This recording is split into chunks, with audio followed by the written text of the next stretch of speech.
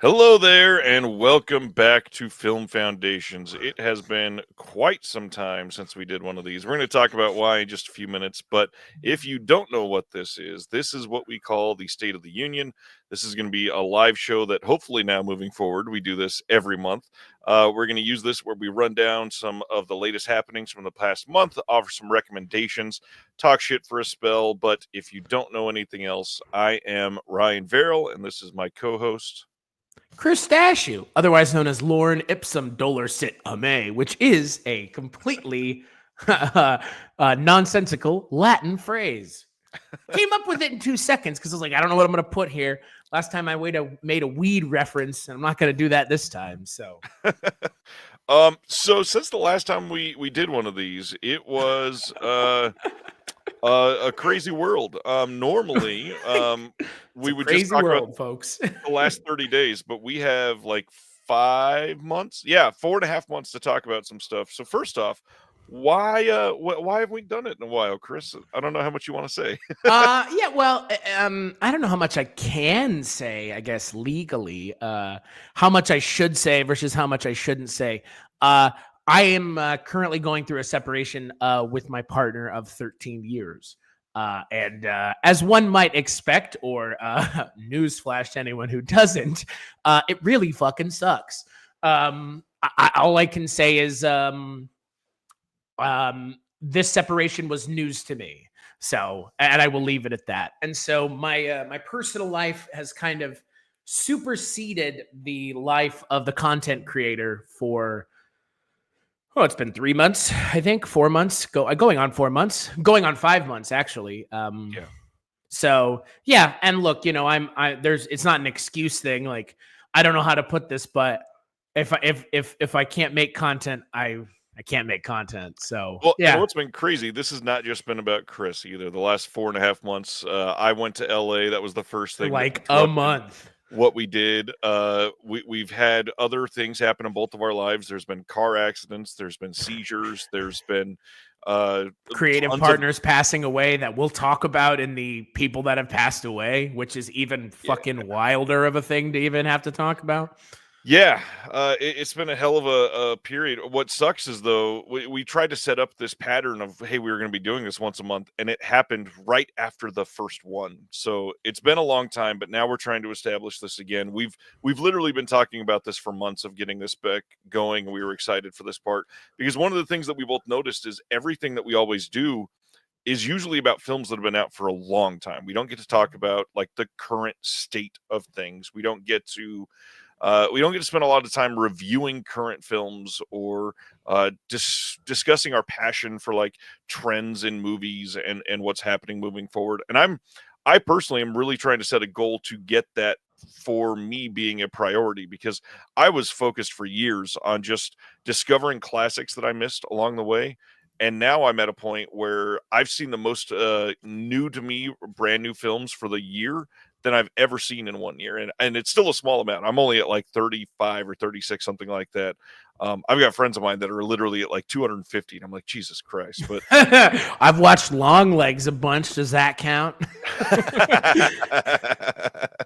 um, I think that counts. I think I've watched it like 6 times this year. Can't even good conscience mention it again because I'm like, I don't think anyone's gonna want to hear me gush about that movie for more than like 5 minutes. Just go watch the damn thing like yeah, six times. either way, I think we're just excited to talk about new things more than we get to in other situations. Yeah, I would agree. Uh, Broadly, I would agree. Speaking of the first thing that you brought up, we normally, because we think it's funny, start off this very fun show to discuss deaths and get it out of the way because It's the best thing to do, really. I think it's important to shine a light on some of those people, obviously, but the other thing is it gets its memorialized in an important way at the beginning of the show and out of the way so that we can get back to the other stuff. And since it's been so long, there's a lot here that I wanted to make sure that we gave at least a couple moments to. But there's also a creative partner that Chris is going to talk about at the end of that list. We're not going to spend as much time on each of these as we normally do, but just to go through some of the big ones since the end of June, which was the last time that we did this. Quincy Jones just recently, that is a powerhouse in so many different realms of entertainment, obviously not just film, but music and other aspects as well. Terry Garr, just in the last few weeks, was a big After Hours' own Terry Garr. Yeah. Maggie Smith, who has perpetually been like 84 since 1991. Her and Helen Mirren, huh? No, Helen Mirren still looks great. But Helen, no, that's no. They both look great. Maggie Smith looked great too. I wasn't making a knock at anybody's visuals. I'm just saying they've both always looked like Dame Maggie Smith. You know, that's what you're supposed to say, right? Yeah. God damn it. After Maggie Smith, that's all I can think of. It's not what like anybody my age thinks when they think of Maggie Smith, right? Like, isn't that probably. it? Yeah, I mean, I'm not saying it's a bad thing. Like, no, it's a good legacy. Yeah. Well, speaking of legacies, the movies at least. Yeah, you're right. Speaking of legacies, James Earl Jones. This is a great one. Obviously, so many important voice roles and small things. Who? I'm just fucking with you. Please explain to me who James Earl Jones is. He's that one guy from The Sandlot. The dog. He played Big Ruth. James Earl Jones in the role of a lifetime as a dog. Obviously, one of the most famous voices of all time. He was incredible at what he did. Next one, hell of a curmudgeon. Mr. Bob Newhart passed since June. That was a big one. Richard Simmons, one that got a lot of undue hate over the years, but unfortunately he left a little too soon. And speaking of too soon, the last one that I had on the list, Shannon Doherty. That one hit hard because, talking about Maggie Smith being perpetually 94, Shannon Doherty seemed to be perpetually like 30 years old forever.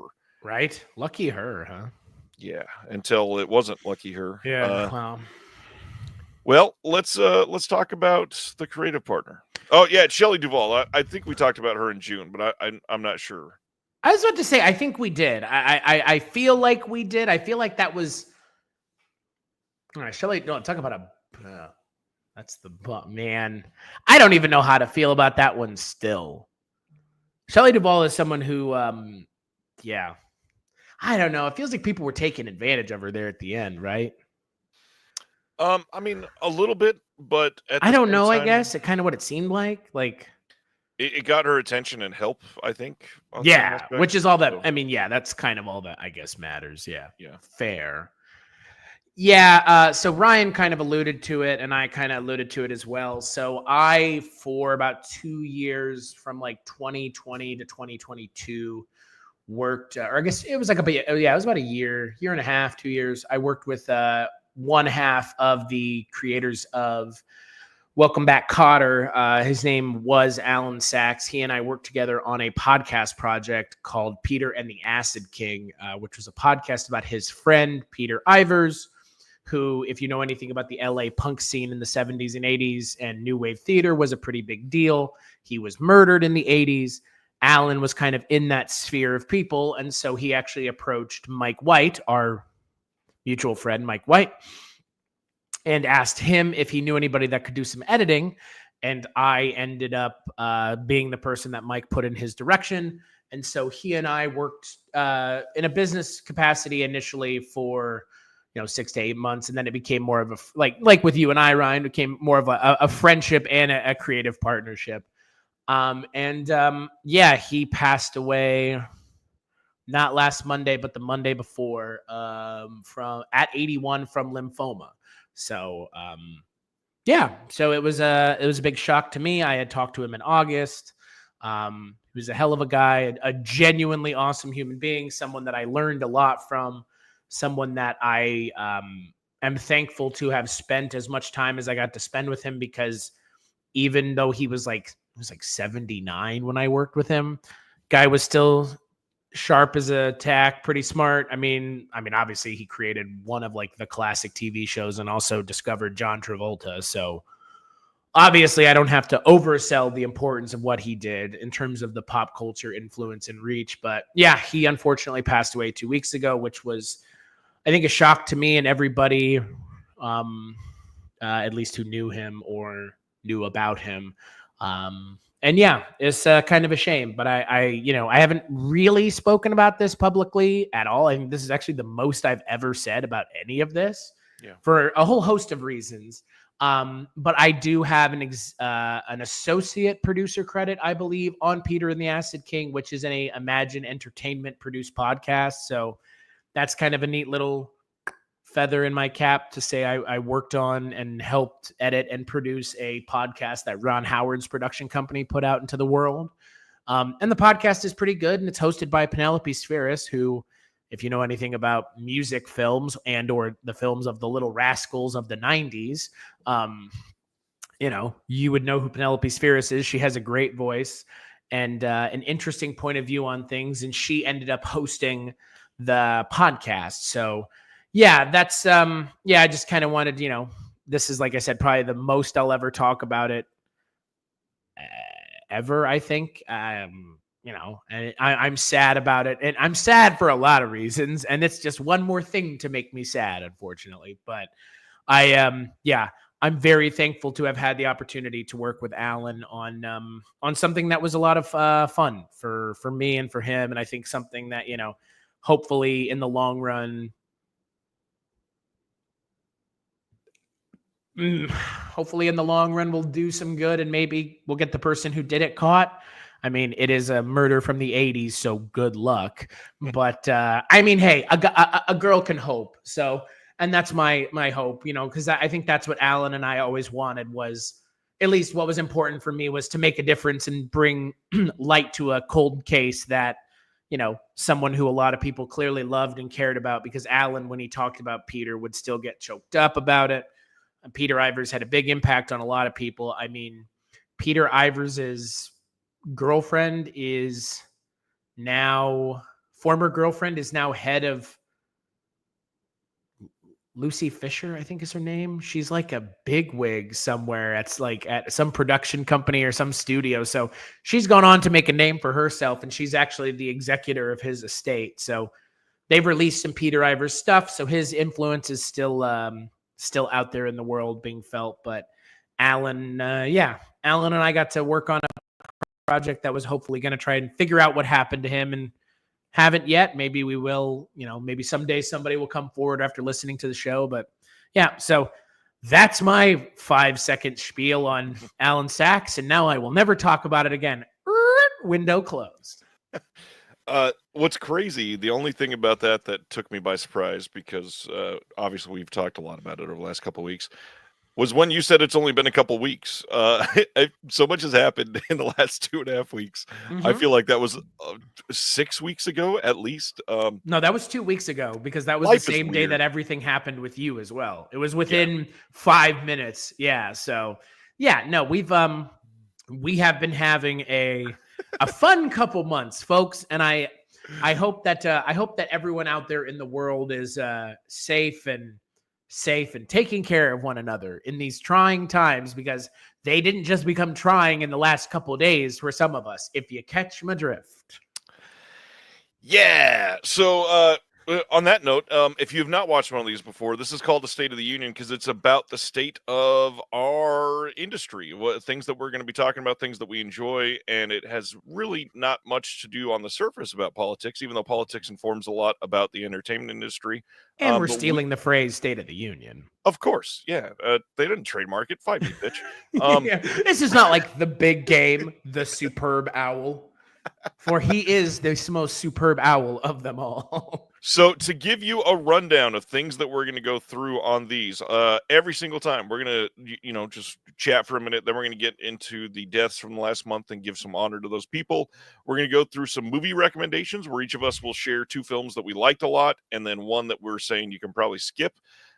After that, we're going to go into some physical media recommendations, since that is my entire life. 3 that I really want to highlight, either that are out or about to come out, that I really think you should get your eyes on. Chris is just kind of attached to a lot of shit, and so he's going to recommend 3 like pop culture recommendations. And then the thing that both of us maybe look forward to the most as part of this is, after all of that, we're going to have one of us spring out of nowhere. The other person has no idea what it's going to be, a top 10 ranking of some topic that they will be choosing, essentially either on the spot or I've it's my turn today, so I can say either we're choosing it on the spot or I have meticulously planned it to put Chris in a very funny situation. But either way, it'll be a lot of fun, and I think people will enjoy watching these. So leading into that, let's get into our first segment, which is movie news. I feel bad because my first one I probably sort of stole from Chris because this is more personal for Chris. However, we both love this and are going to be thrilled to talk about it. So, the biggest piece for me is one of my, I won't say favorite franchises, although Oh, come on. I think you would, and I think I would too. I think it's fair at this point to call it that because of what you're about to talk about. two of them are my favorite films from franchises. The One other of them is two, your favorite Target male clothing models. so to reveal what we're talking about, Hell House LLC. Stephen Cognetti, the creator, writer, director, everyman for this franchise, has announced that they are starting production on Hell House LLC Lineage, and this will debut on Shudder in October of 2025. This is the fifth installment, of which I think the first movie is damn near perfect. The second and third movie, they have good points, but are mostly skippable in my opinion. And then the fourth movie is really damn amazing. It is a nice, like, I won't say return to form because they had the same form the entire time. They were mostly just copying each other for those first three films. But the fourth one is a great film. So glad that it's there. Lineage is the fifth film. You want to talk about your history with Cognetti? Yeah, I got to speak to him a long time ago. I mean, him and I are still, I think, friends on Facebook. He's a cool dude. I mean, he bootstrapped that first movie with his like family money and like friends and family, which I mean, like, good on him. Holy cow. Like, I don't know. And there's a level of like, I'm gonna do the thing and I'm really gonna do it that I appreciate and I will always respect. And look, to make a movie that I think both of us have resonated with so hard with that first one. I mean, that I dare say that Hell House LLC, that first one, is a genuine found footage classic, period. If not like, Absolutely. I think for me, this might ruffle some feathers. I would rather watch that than Blair Witch. I know it's controversial, but like, I'm coming from a place of like, they're trying to do the same thing. I just think for me, Hell House LLC maybe is a little bit more interesting. I get that. Yeah. Totally get that. Man, I think it's as good of a movie. Beyond that, I think Hell House has more rewatchability by far. Oh yeah. Oh, for sure. Oh, for sure. I mean, I'm not saying I don't like the first Blair Witch Project, but like, you seen it once, you kind of seen it every time you watch it. Like, it's a, I don't know. It's one of those movies where I have enjoyed it the times I've seen it, but every time I watch it, I'm like, that's it. Hell House LLC, every time I watch it, I'm like, man, I'm so impressed. But I think I'm impressed by the same thing, which is the budget being small and the product being so high quality. Because right. that for me is really like the best thing about both Hell House LLC and Blair Witch is like, look at what they did with the budget that they had. And then go watch a Marvel movie and be like, what were they doing with the $200 million they had? And here he is doing like, you know, I can't even remember what the budget for the first movie is, but it's so small it would shock you that the movie is as popular as it is. Yeah, fully agree with that part. The only thing I really think Blair Witch can say they have on Hell House, obviously, other than popularity, is like the marketing for Blair Witch will never be touched again. It's impossible. Yeah. I mean, that's you only get to do that once, right? Like, Right. yeah, really. All right. What is your first bit of news, sir? So my first bit of news, it kind of factors into what one of my suggestions is going to be, is the complete and utter destruction of the Joker brand by Warner Brothers in the last 2 months. In a way that, like, I don't know if anyone else, because, like, obviously there's a lot of other things going on now. They're taking precedent over remembering the fact that Joker came out and made like no money the second weekend. But I'm shocked at how poorly Joker performed. Is that a piece of news to talk about? I don't know how to bring it up any other way. Like, we're going to talk about the movie, so maybe I'll save it for there. I guess I'll save it for there. My actual, I guess this would be a more of a quote piece of news, unquote. And I know a lot of people are excited about this. Godzilla -1 director Takahashi Yamazaki is making another Godzilla movie. This is a big deal. Which is a very big deal because that was announced like a week ago, I believe. Yeah. Yeah. So I don't know. Like, I loved Godzilla -1. Godzilla -1 was fantastic. I think Godzilla -1 is one of those. I don't know. It's one of those movies where it took me a while to watch it. Once I watched it, I was like, wow, okay, I get it. And I've watched it like 2 or 3 more times since. It's, I don't know, Godzilla -1 is probably the best Godzilla thing we've gotten in a very long time. And I like Shin Godzilla, but I know people have the same issues with Shin Godzilla across the board, which is it's kind of a bureaucratic Godzilla movie, which it is. I mean, that was the intention of the movie completely. But at the same time, some people aren't necessarily as engaged with that as they are a kind of a revenge story as told via the way of Godzilla and Japan. So I don't know. I'm super excited. When we did the episode of Godzilla with Celeste got me excited to watch more Godzilla stuff. So this is a little bit of paying it forward to Celeste as well out there in pop culture land, as it were. Yeah, this is a big deal. Not to mention all of the work that went into the marketing and getting people to view Godzilla -1 as an important like pop culture moment. Here in the States, you mean? Yeah, was a huge deal. Yeah. So many people fell in love with Godzilla over the last year. Just glad that they were able to get first of all, like their first Oscar for the longest running continuous franchise. That's a big deal. Agreed. Yeah. I don't know why it took so long. Could it have something to do with the fact that the country that made Godzilla was the one giving out the awards? I don't know.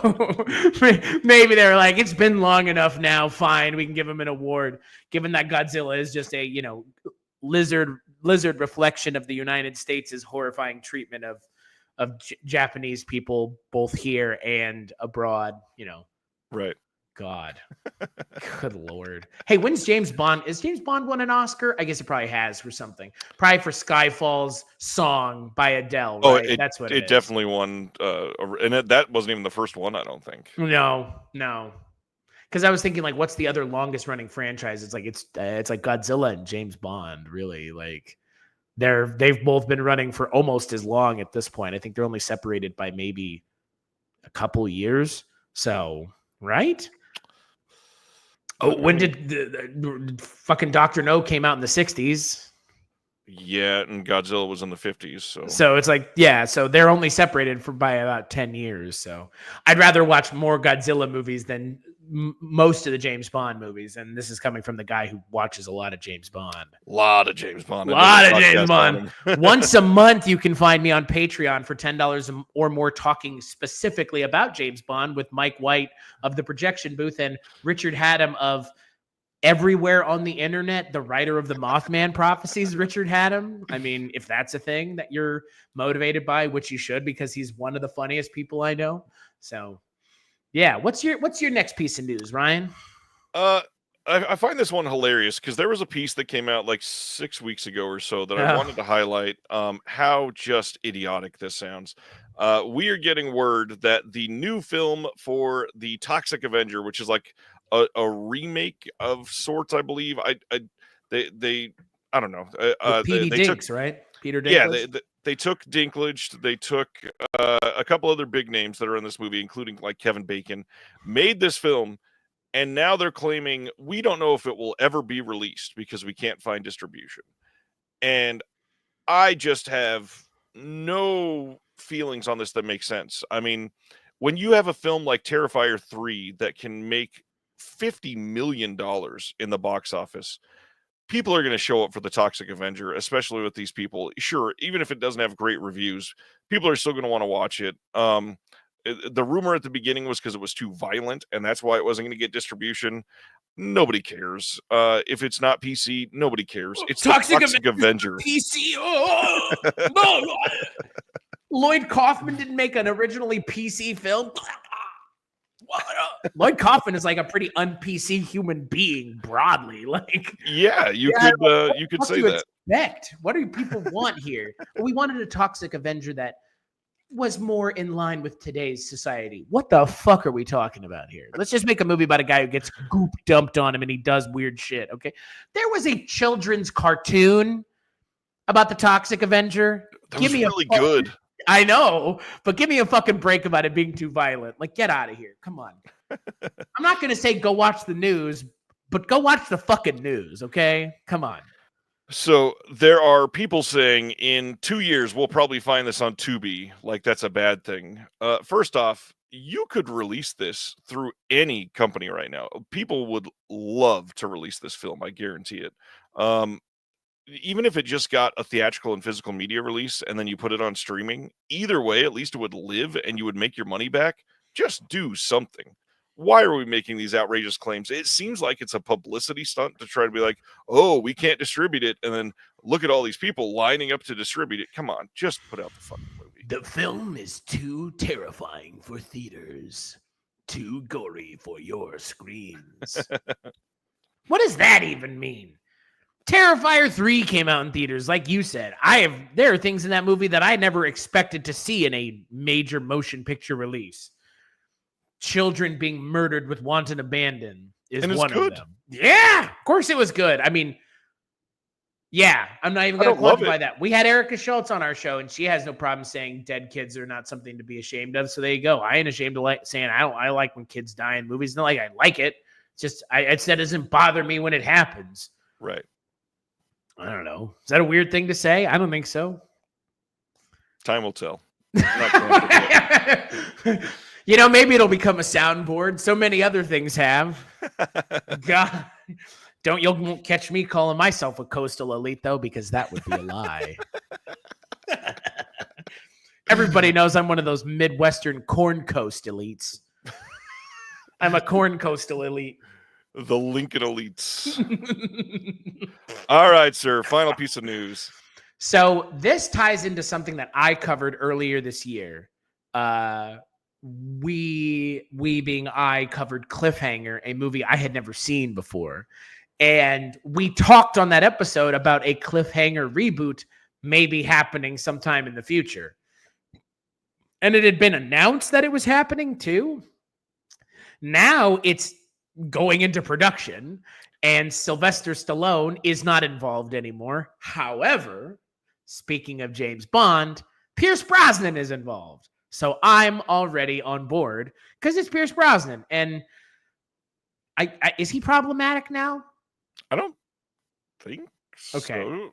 Did something happen? I don't know. I'm just asking. I just feel like I have to ask now with everybody because nobody can seem to agree if somebody's problematic or anymore. I mean, I don't care. I hate that fucking word. I know, me too. Like, I'm just like, do I have to ask now? Like the P checking for problematic.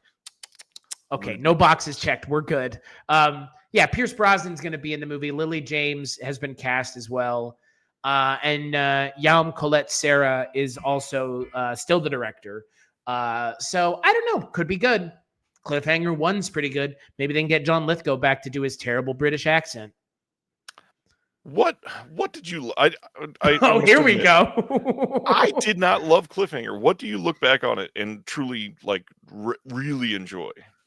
It was a Sylvester Stallone action movie that I had never seen before, where they're in the mountains running around and acting silly. I enjoyed it for how silly it is. I did not take it one bit seriously. So maybe that's on me.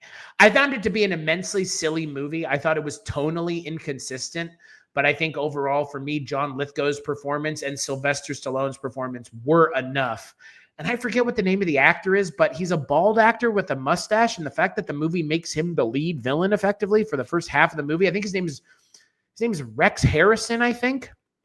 He's like one of those guy actors, but he's like the main villain for the first half of the movie. It's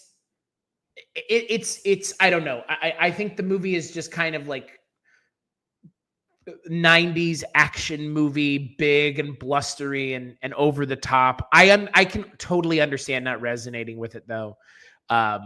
It's not. I'm not sitting here and saying like it's the best action movie I've ever seen, but it was a fun. That's what I heard. Oh, okay. Well, sorry. It's a fun action movie. I don't think it needs to be anything more than that. However, do we need a sequel or a reboot? Reboot, yeah. I don't know. I mean, there's already a picture of Lily James. The production has started in Austria, so I don't know. Who knows?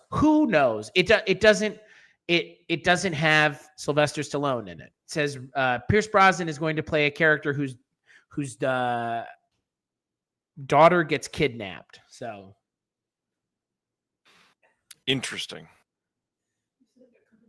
Yeah. Maybe. So that is movie news. Let's go. Hi. You're welcome. You're live. Yeah, I know. That was why I told her to do it. Say hi, Chris's mom, from everybody in chat. See you, Mom. That was the response I wanted to get from you, was just the look on your face of, wait, what? And then you going, wait a second. It's live. It is.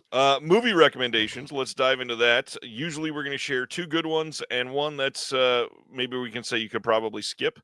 My first one is one that I watched in the downtime since our last conversation, but I feel like I've not been able to talk about enough. Snack Shack. This movie came out this year and is by the same director that did the incredible Dinner in America a couple of years ago. This movie set in small town Nebraska, where two kids are spending their summer in the 90s trying to figure out how to make extra money by literally brewing their own beer. And they get busted from their parents, and they're trying to figure out how to move on from there. And they bid for and earn the rights to sell snacks at a snack shack at the local pool. And it is a journey from there, coming of age story, essentially over a summer, that has a lot of emotional beats that you don't expect in a film like this. It has great acting, amazingly snappy dialogue, and snappy not in like we're trying to make every line a joke, but like the kind of like you're hanging out riffing with your friends kind of like bullshit dialogue that just is silly but also serious, and everybody loves to just hang out in that vibe for years. And it's incredible. This movie has not been seen by many people, it feels like, and deserves way more. I hope everybody checks it out. I believe it is streaming. Should be out there. I hope it gets physical release soon. It's an amazing movie. You've told me to watch it. I have. I have not gotten around to it yet. And I do live in Nebraska. That may be why. Oh, well, now that they've mentioned Runza, I must watch it. I'm not saying Runza is bad. And if you know what a Runza is, cool. And if you don't know what a Runza is, I mean, you're never probably going to have one unless you come to Nebraska. So I must admit, I enjoyed the two different types of Runzas I had when I went to Nebraska recently. Recently, meaning last year. But good was Lord, that when you saw me? Yes, one of the times I've seen you. But I will say, the after smells in our car were not great. Are you talking about the farting or the smells of the food from the bag? No, not in the bag because we ate in the restaurant. Oh, you're talking about like the farting, just like my kid farted a lot that night. Well, you know what they say. It's so a Runza, Stan Gizia, is a I don't know how to pronounce his last name. Gizi. You know what? I have a shitty to pronounce last name as well. And by shitty, I mean hard. It worked with the word Runza. That's what it Runza to Stan Gizia. Okay. So a runza is essentially a roll filled with ground meat, and in Runza's case, and this is why your child was farting so much, ground beef and cabbage. So much cabbage. The most cabbage, one might say. And so it's essentially a roll full of ground beef and cabbage, like a dinner roll, probably like about this big, wouldn't you say, Ryan? I guess the ones at Runza are like long. It's more like a hot dog bun that's been hollowed out. Pocket, essentially. Yeah. I mean, don't call it that. You live one state away from Nebraskans. They'll come your way. I don't care about Runza. I wasn't raised there. I just lived there. So this is a point of pride for people that live there. I don't mind them. It's definitely an acquired taste. But yeah, there's a lot of cabbage. So if you're prone to farting, don't eat it. Or eat it. I mean, again, if you're going to be in a car with a lot of people, it's probably funny. Sorry. I mean, you said it. You said the smells in the car. I had to. That's what this show's all about. Just having fun. Farting. All right. It's about farting as well. What is your first recommendation? Joker Folie à Deux. I know. You didn't even go see it in theaters. I am the reason I went and saw. You are the reason I rewatched the first one. You are the reason I watched the second one. How have you not seen the second one? I don't understand here. Wait, not a fan of sauerkraut. Sauerkraut has nothing to do with cabbage. Yeah, it does. Sauerkraut's made out of cabbage. But just because it's cabbage doesn't mean it's sauerkraut. That's true. It's cooked cabbage. The cabbage is cooked with the meat. I do like that we're getting off on this tangent. No, I love cooking. I mean, I love cooking probably as much as I love podcasting, like food, like the cooking and the explanation and the talking about of food. For those of you that are in the know of food places, given that I'm having some big life changes, some friends of mine and I are going to Alinea in Chicago next month for a kind of celebration of the end of the beginning, or the beginning of the end, as it were, for certain things. And Alinea is a 3-star Michelin restaurant.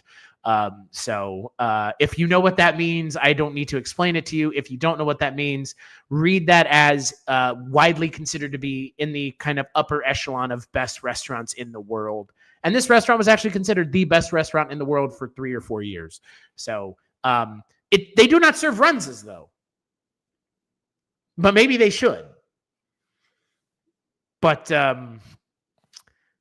Joker Folie à Deux, back to the initial question, is much better than anybody is giving it any credit for. And Hideo Kojima is right. I don't know if you saw what he said yesterday. He's like, 10 years from now, people will get it. I genuinely believe so as well. I think that Joker Folie à Deux is more of a meta piece than it is a serious piece.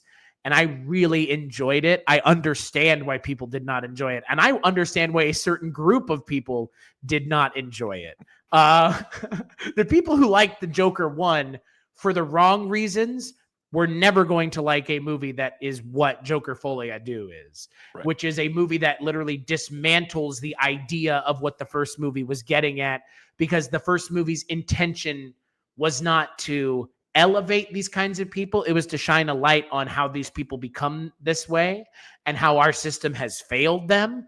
And then the second movie just shows how the system continues to fail. But in a lot of ways, while the system may fail, the universe cosmically deals with its shit in the end. Let's just put it that way. And there's so much of that in Joker Folie à Deux that I really enjoyed, which is just, there seems to be a level of inevitability to the way the story is being told. And there's only one way that the movie can end. There's only one way that this story can end. And I don't know. I resonated with the story. I didn't resonate with the story in the first one that much, but I resonated with the story in the second one a lot, because it ultimately does become about what does it mean for Arthur Fleck to be the Joker? Is Arthur Fleck the Joker, or is the Joker something else that he is embodying? The opening of the film has a cartoon segment with me and my shadow, which is apropos, to say the least. I think, like Hideo Kojima said, I think it is a movie that people will be talking about once it finds its audience, and its audience will love this movie for a very long time, and it will become some people's favorite films. And I know someone's favorite productions is not ironically the name of your company. It is the name of your company and network for a reason. And I am trying to be more of a proponent of that in what I do. And I spent an hour and a half defending this movie on the crossover episode that Mike and I did on the projection booth. So I've already spent a lot of time talking about it here. So if you want to hear more of my thoughts on it, go listen to that episode, obviously. But I think the negative press surrounding the movie was completely unwarranted as well. In a way that, like I mentioned in the movie news part of this, like, I don't understand how that fucking happened. I mean, I understand because of what the movie is, but like, Warner Brothers would not have wanted that to happen intentionally. And yet the moment the movie came out, they were like, this is an unmitigated disaster. And it's like, I don't think Todd Phillips even wanted to make that second movie, guys. Right. And I mean, yes, I've not seen it yet, so I can't say much, but I'm still incredibly interested in seeing it. I mean, it's two incredible entertainment icons, essentially, from the last decade, acting on screen in something that, no matter how you look at it, is, I hate to use this word because it's been watered down so much, but genuinely brave. You know, after a first outing like Joker and the incel response that got, to come out and make a middle finger musical is such a bold stance to take. And yeah, monetarily, it did not immediately respond well for them. However, I easily could see this over the next decade becoming complete cult icon of films. And it's a DC movie. What is this cult horse shit? Like, what, you know what I mean? Like it's the second most valuable comic book property behind Marvel, and yet it's going to be a cult film because a bunch of man babies on the internet didn't like that the director was like, I don't like that you guys resonated with this movie the way you did, because that wasn't the intention to glorify this asshole from the beginning. Like, so maybe I have to course correct here. I'm sorry you don't like that. Like, I failed to see how that's my fucking problem. Like, right. Yeah. And Stan is totally right. Like, the idea that they were just like, and this is a piece of news that we can maybe talk about just minorly here, that speaking of movies that came out that bombed, that Tom Hanks movie came out and just like big wet fart, right? And Tom Hanks, in doing press for the film, someone asked him, and I don't know if you saw this, like, why didn't you ever do Forrest Gump 2? Oh. And he was like, oh, they tried. They tried. They were literally like, do you not want us to back up a dump truck of money, pennies, quarters, and dimes to your house and just like give you all the money in the world? And he was like, it would like be putting a hat on a hat at this point. And like, I don't see Joker Folia do that way. I see Joker Folia do as a necessary sequel to the first movie because of the response to the first movie and the success of the first movie in a certain direction. And I like Stan is alluding to, like, I will repeat here, Todd Phillips, I don't think expected it to resonate with people the way that it did, in the direction that it did. And he probably felt an obligation to make this movie in a lot of ways as well. And again, nothing happened when Joker 1 came out. Nothing. Not like there was, furor in the streets. There's a furor in the White House, but there's not furor in the streets. And the furor in the streets was what people were expecting from that Joker film coming out. Nothing happened. Nothing came of it. And Todd Phillips took it upon himself to make the movie, to Stan's point, probably because they were like, here's a bunch of money. I'd be like, yeah. I don't want to, but yeah. Yeah. But like, at the same time, you can take it upon yourself to do a little course correcting. And, I kind of, to your point about being brave, like, I'm not going to call Todd Phillips a brave director. I won't go that far, but I will say it takes somebody with a hell of a lot of balls to make a movie that essentially puts your first movie on trial, both figuratively and literally at times. So Joker Folia Do is a movie that's going to get reappraised. Just give it time. It's like anything else. Though I will be right about this one in the end. I may not have been right about a lot of things, but I will be right about this one because this movie doesn't deserve half as much hate as it's getting, and it deserves twice as much praise as it's not getting either. Well, this next one is not really needing to worry about that because at all. this movie is getting so much fucking praise. So I don't need to add to the echo chamber too much, especially because I raved about it last night on my show. So sorry to everybody hearing this for the second time if you're here from Disconnected. But Anora, Sean Baker's Anora is a masterpiece. Obviously, it winning the Palme d'Or this year was a big deal and led to a lot of hype. And to me, as somebody that literally like has loved everything Sean Baker's ever put out, I knew that I was going to like it probably, but it even exceeded my expectations after the increased hype, which is wild. Mikey Madison is a revelation in this film. She embodies so much of this character and is so different from Mikey as a person that I mean, obviously the Academy can be stupid, but I don't see a world where what? No. How dare what? On the dumbest of days, I don't see a world where she shouldn't get she's going to get a nom. I sincerely hope so, but God, she absolutely deserves She's to win. a genre actress. Come on. How dare you assume genre actresses can be held to the same regard as Meryl Streep, Ryan? Jesus. I mean, she was the villain in Scream 5. She'll never win an Academy Award for a serious role, right? God, that's such horse shit. And I'm with you. Like, I want her to get nominated. If she wins is kind of unimportant, but the nomination matters. And she's a great actress. Yeah. I mean, look, as good as Jack Quaid is in Scream 5, she's better than he is. She's so unhinged in that movie. She's so unhinged in that movie. She's no Matthew Lillard, but she's pretty goddamn close. Let's put it that way. She also, the whole Sean Baker saw her in Once Upon a Time in Hollywood. She wasn't even in it that much. And her part is so goddamn memorable because she's just magnetic. Something about her is unhinged in that movie too, right? Yeah, a bit. Her and Austin Butler. A bit.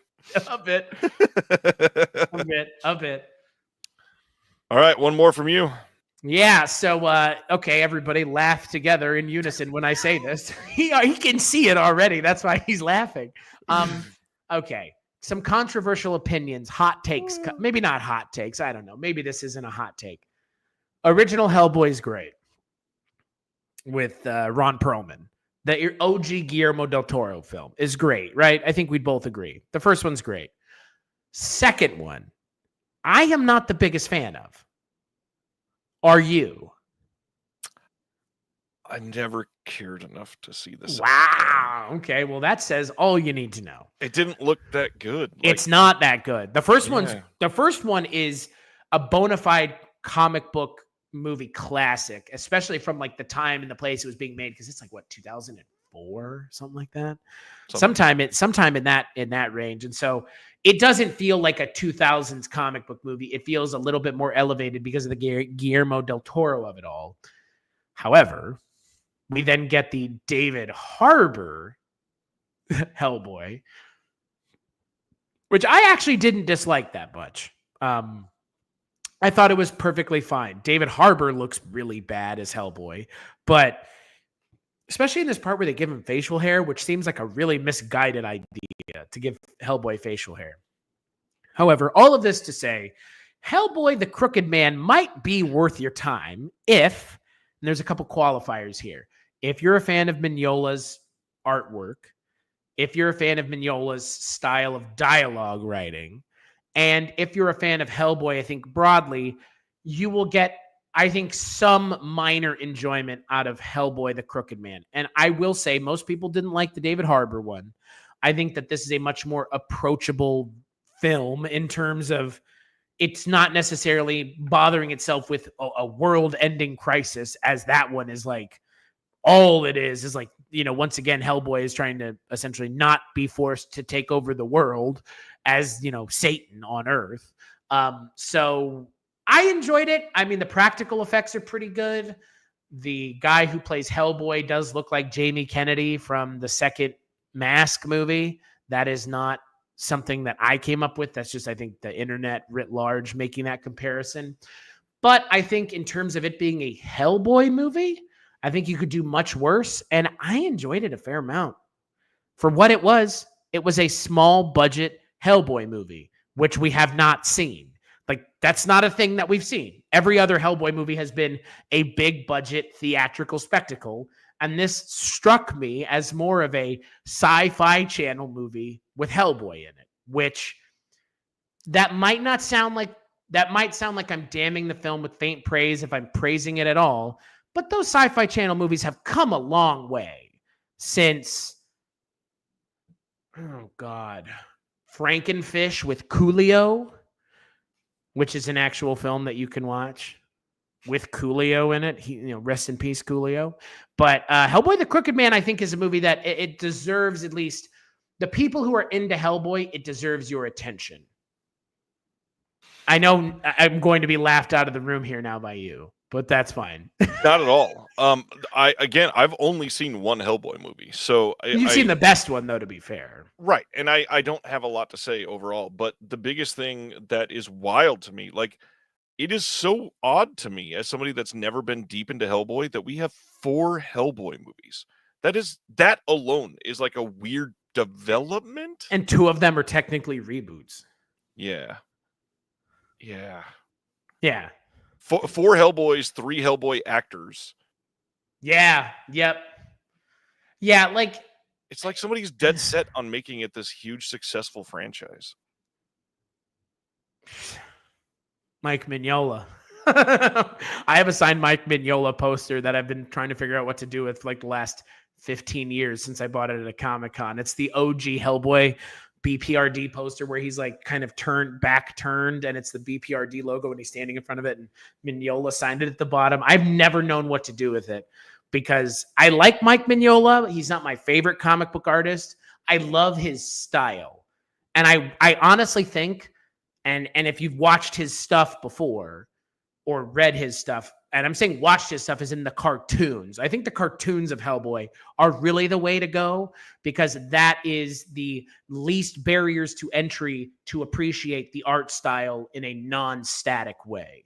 And I'm not saying the movies never capture it. It's just the movies aren't able to get up to that line because it's either they do right. like a live action movie where it's grounded in reality, which was the OG Hellboy movie, or they do like hyper stylized. And I mean, I'm saying hyper stylized, and then like they could do like a CGI Hellboy movie where it's like a CGI, like all of the actors are CGI. You know what I mean? Like an animated Hellboy movie, as opposed to a hand drawn cartoon Hellboy movie, which is what they've been doing. I don't know if we'll ever. It was called They made that. It was called Beowulf. God, thanks. Speaking of Robert Zemeckis films. Did you see that Tom Hanks called the critics who didn't like That Thing You Do cocksuckers? Yes, and God, do I agree with him. I mean, that movie has one of the most joyous moments in film ever put to film, where they hear their song on the radio and they're all in those, like, that's a joyous moment of film. So yeah, if you don't like That Thing You Do, I don't appreciate him using the term cocksucker because I'm not sure everybody who didn't like it was gay, but I know he didn't mean it literally. I'm just one of those people he talks about literally. So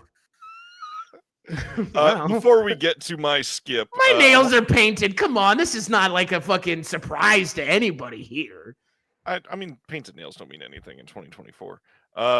I did want to say, wow, Ryan, thanks, Ryan. Thanks for apologies to, I believe it's Chris Silvestri who's posting from Facebook. I don't know why, but it's not recognizing that it's you, so that's why I'm not saying anything. Chris did say, can confirm it's at least the most like actual Hellboy. I assume that's Chris. I can tell by the writing. That's pretty great, by the way. I talk to Chris all the time. I was like, who is writing these comments? Facebook user. It is I. That's the profile name, Facebook user. Facebook user. It is I, the hacker known as 4chan. So the skip for me, this one, which is funny because like, become Mario all of a sudden. The skip for me. I I actually enjoyed this movie, but not the way that I think most people would. Oh, wait. He says it's not me. That's weird. Anyways, the film I'm going to talk about is 2022's Candyland. This is a movie that came out literally about like lot lizards, truck stop lot lizards, except they are young, like 20 something sex workers for truck drivers. And it sounds was realistic. it was an interesting take on the story. I like the way that they ended it. Oh dear God. It's me. Yeah. Hi, Jason. Candyland was decently enough made, had some good kills, but I think that it did not live up to what I really wanted it to be. But not much to say about it. If you've never heard of it, which most people have not, I understand why. Yeah. And I'm just disappointed to learn that it is not a movie adaptation of the board game. We're working on that. In the role of a lifetime, Daniel Day-Lewis as the Candy King. I drink your milkshake. From See? the fountain. Yeah. See? Yeah, see, we don't know who's commenting from Facebook. So this is the funniest thing we've ever had to do. It's just like people are saying, like, blink twice if you need help. Oh gosh. Oh God. Can I tell you my skip so we can make some people mad? Yes, please do. My skip is Deadpool Wolverine. Yeah, you don't need to see it because undoubtedly at this point you've seen the movie. Sexist, what the fuck? What is going on in the chat comments? I don't know, but it's hilarious. It is hilarious. It makes this worth doing, as one would say. Deadpool Wolverine, I feel. I'm not going to say we were sold a false bill of goods, but we were definitely sold a movie that is just cameos, right? Like, there's a plot there, but not really. It pretty much, the climax of the movie is the reveal of 4 characters walking in from stage right. That is the climax of this movie, is 4 cameos, because the rest of the movie equals very little, if anything. I was not disappointed by the movie. I was just saddened when they added, okay, and I've said this other places, so I'll say it here. I think it would have been a much better and more interesting, and I think ultimately more fun film if it had been Deadpool 3, not Deadpool and Wolverine.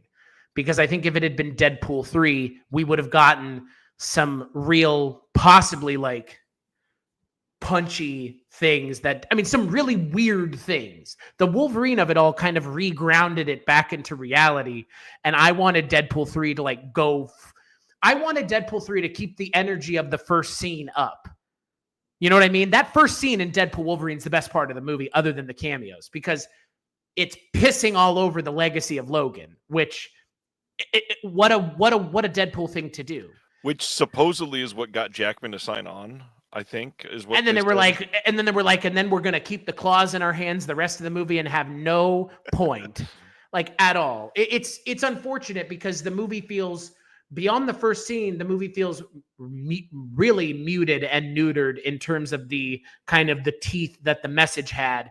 And also for me, and this is again maybe just me kind of getting to the point in my life where I've seen it enough. Yo, Ryan Reynolds, like, we get it. I can't believe I'm saying this, but like I get your shtick, brother. Like this is now, you are just now playing yourself in Deadpool. That is the problem I had with this. And it wasn't even that it was just all cameos, because obviously you had to do that for fan service. That's the thing, whatever. Did they have to, or did they because they had no other ideas?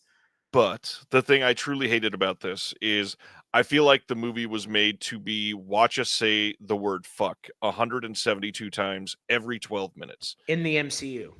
Right. And that was it, which I'm not against the word fuck. I just said it twice, but I don't need it to be like 38% of the script, which is crazy. Was that the number? No. but it's It's probably like higher. it's a believable number. Like that's Yeah. what's crazy. You like how I was like, is that right? It's so weird that was like what they hung so much of this on. It was just I'm gonna be nasty in the MCU, and it's like that's not satire. That's not something that fulfills a part of this that makes this enjoyable. Thank you for whoever put that comment. I don't know who you are because Facebook is taking a shit today. Yay! It's Facebook. begun. I mean, look, to Stan's point, you can never have enough fucks. Look, one of my favorite movies is Around a good plot. Yeah, Goodfellas has how many fucks in it? Like A lot. a lot of fucks. I mean, a lot of fucks, a lot of good fucks, a lot of bad fucks. Fuck them in the ear, fuck them in the other ear, fuck them in both ears. Like Goodfellas is a movie that has so many fucks in it. It's a plethora of fucks, and yet Deadpool Wolverine does not put it to good use because it's Ryan Reynolds just going fuck and then saying something else. Fucking, and again, like the sexualized humor with the violence worked 10 years ago, dude. Like now I'm just like we've progressed past him sniffing his guns and going, I'm touching myself. Like, right. Are you 10? Like it's 2024. I'm not saying I'm offended. I'm just saying like your shtick has become old and tired. You better figure out a way to make this more entertaining the next time you do it. Because otherwise I'm getting off this ride, Dad, and I don't want to stay on it anymore. Like, and look, we talked about the MCU last time we did this. I sprung the MCU listicle on you at the end. And now this movie has come out since, and look, nothing has changed. Other than Robert Downey Jr. has been cast as Doctor Doom, which now, in my opinion, seems like a really lazy thing to do. And a very like, well, we have no other options. So let's go back to the well, literally. And Deadpool Wolverine was like, this is going to be the movie that saves the MCU. The movie doesn't even take place in the MCU for 99% of the movie. So I think it's thoroughly a skip. It adds nothing to the MCU. It doesn't even really even add Deadpool to the MCU, frankly. It just says like, the MCU has become a sitcom at this point. The status quo is returned at the end of the movies for the most part. Right. Like, and that really is a sign of the times with Marvel, that now even Marvel has gone soft, as it were, in terms of like actual engaging storytelling. So yeah, Deadpool Wolverine for me, big time skip. Unfortunately, wish it was Deadpool 3, not Deadpool Wolverine. I agree. Next segment is 3 physical media recommendations. I'm going to breeze through these pretty quickly, as 2 of these we don't even, never mind. I shouldn't say that. 2 of them are say, here he goes burying his things before he even describes them. 2 of them are shipping to people now. One of them we don't have all of the details. So the first one is Severin Films, who, while recording this, just announced 3 Russ Meyer titles in 4K for the first time ever. Those are available to pre-order now. They put out a box set that is their it's a sequel to what I think is their best box set they've ever done, which is All the Haunts Be Ours, a box set of folk horror films that are incredible. And the second box set has even more movies and a hardcover book, and it's like overwhelming in what you can get in a box set from Severin Films. You can get that now on their website. Doesn't the first one have Eyes of Fire in it, right? It does, yeah. And the alternate cut for the first time ever. Yeah. Yep. Just for that alone, the first box set is worth it. Like, and this is coming from the guy who doesn't even own it yet, but has been waiting to own it. And now I'm like, oh no, now there's another one. What the fuck do I do? I'm going to be out even more money if I want both of them. Because, oh, by the way, we have friends that were on both of these products, right? Like, oh yeah, several friends even, I think. I know Heather's on one of them, if not both. Sam as well, I'm pretty sure, right? Yep.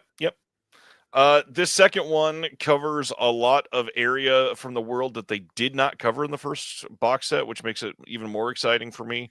The hard part that might turn some people away is if you are like heavily into physical media, many, well, like 7 or 8 in this second box set have been released before, but these will now be the better releases of these because they have updated special features and Definitive, such. one might say. Hopefully, I could see some of these getting a 4K release eventually, but probably not. These are huge and they're expensive, and I get that. I see a lot of people saying they're going to wait for a sale. Just a reminder, look at the MSRP on these websites. The sale price is usually going to be half of that MSRP. So on this box set, if you're saying I'm going to wait for it to go on sale, you're only going to save about $20. And if you're like dying to have this, it could be a year and a half before you see this go on sale. And if that is worth saving $20, sure. But if not, I mean, you could have this in your hand. It's not like you're going to be losing out on too much money. Hey, like I said, I was waiting on the first one to go on sale. Now I'm really up shit creek without a canoe, Daddy. Like I'm fucked now. I love Eyes of Fire. Like that was a movie I walked away from last year going, man, what a wild movie. Like what a good, weird thing that I would like to own physically at some point. Right. Now I should have an opportunity. I'm assuming they do some sort of Black Friday thing, right? We're coming up on the time of the year where everybody likes to spend that money, though. And if you are, going for these and maybe looking for some new titles, Severin will be announcing 10 different films going on sale for Black Friday, which is fucking overwhelming. That's but wild. Here we go. Yeah. Hey, I had money and now I don't. Now I have negative money. Correct. My second one, this is going to seem like nothing compared to that first one that I talked about. But this is truly one of my favorite modern filmmakers, and I'm so stoked that this finally got a Blu-ray release.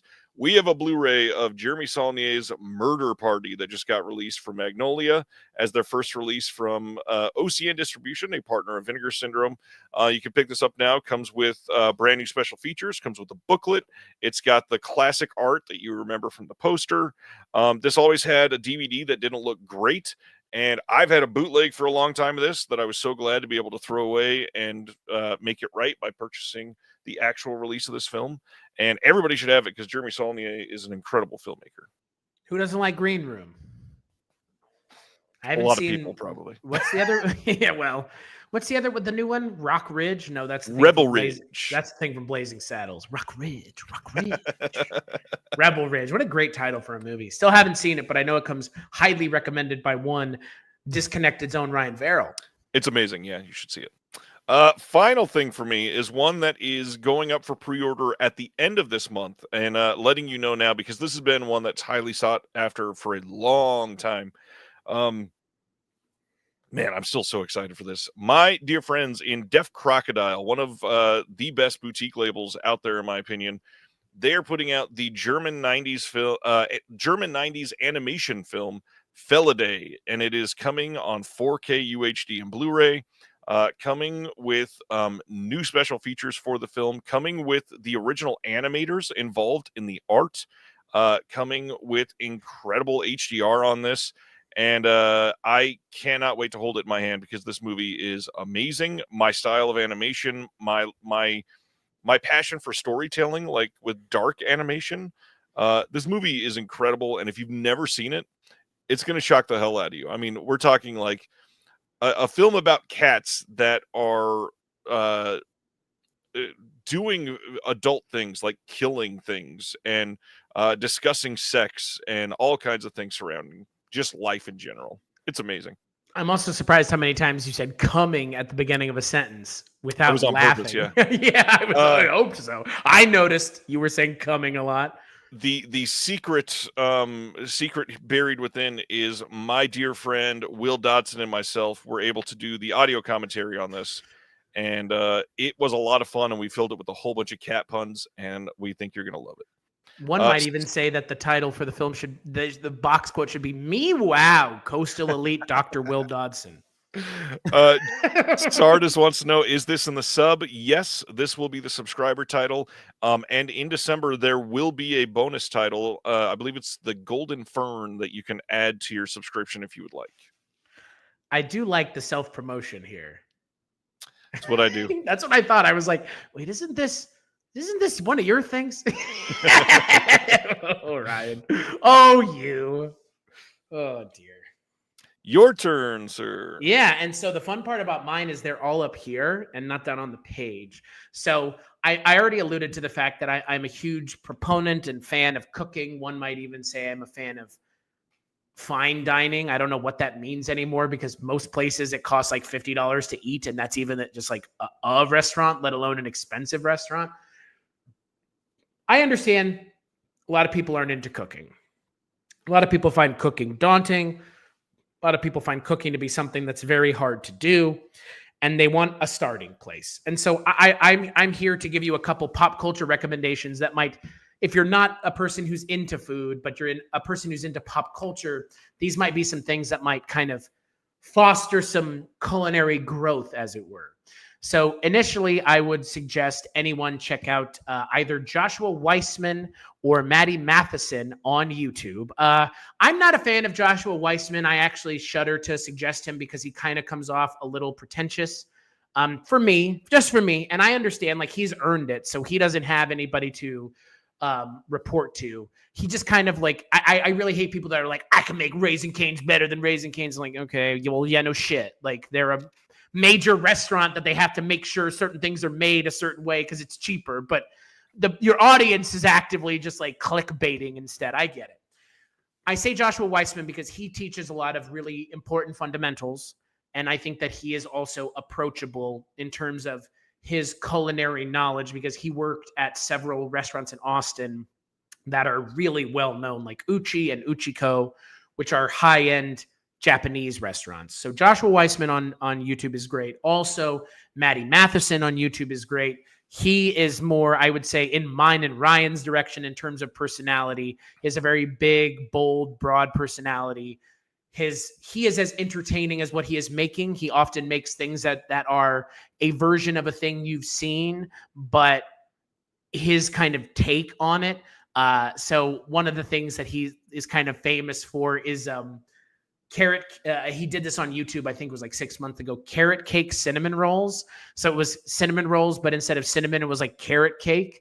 And so it was like the dough. I don't know. Just go watch it. It's on YouTube. He's a little bit more advanced, but the point of talking about Maddie Matheson is he has a level of creativity that he brings to things and a thinking outside of the box that I know you and I both really appreciate, which is kind of doing things from maybe 5 degrees to the left or right as opposed to head on.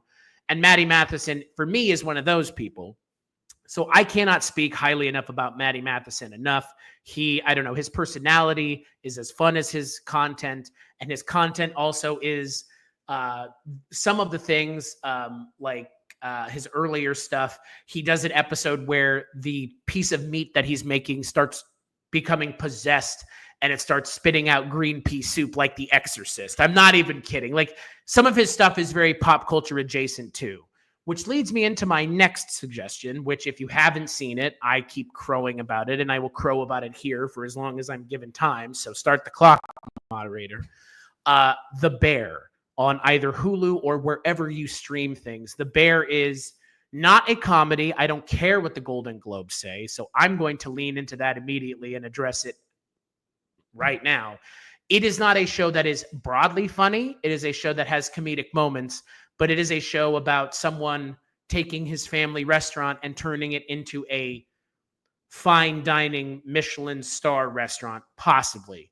And Jeremy Allen White plays the lead character. If you've watched Shameless, you know who he is. He plays one of the Gallagher kids in that show. In this show, he's the main character. The show also has John Bernthal in it, Oliver Platt.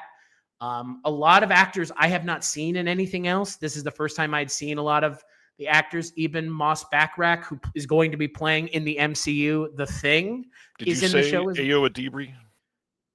Yeah, I had never seen her in anything else. You got to see. You didn't see Bottoms? No. You got to see Bottoms. You would love Bottoms. Oh, I'm sure. Boy, you said that really specifically, huh? Didn't you?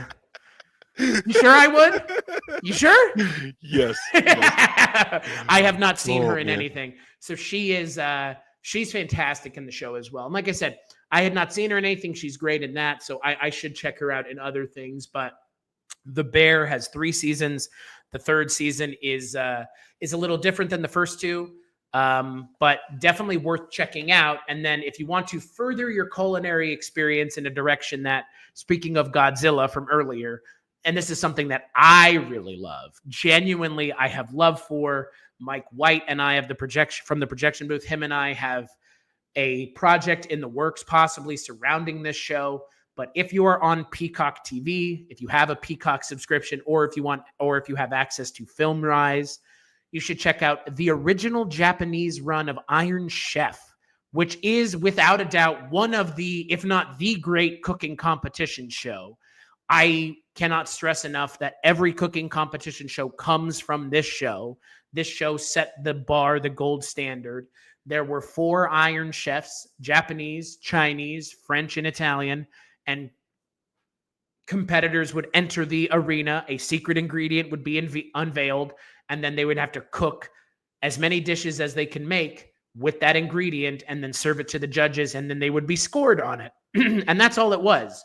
But in the 90s, when the culture of Japan was so foreign to so many of us, getting to see Chef Chen Kenichi making crab ice cream or salmon roe ice cream or giant omelets or working with live fish and cutting their heads off on camera, like things that you were not seeing at the time. And then on top of everything else, because it's a Japanese show, there's a little bit of funk on it because it's dubbed in English, and the actors who dub in English, by the time you start watching the show, you'll pick up on all the people that are doing the voices, and some of them do some really it's not offensive, but it's like very over the top voice acting for some of the people on the show, especially Dr. Yukio Hattori, who is the resident food expert, who often goes, if memory serves, if memory serves is Chairman Kaga, who Iron Chef America pays homage to, because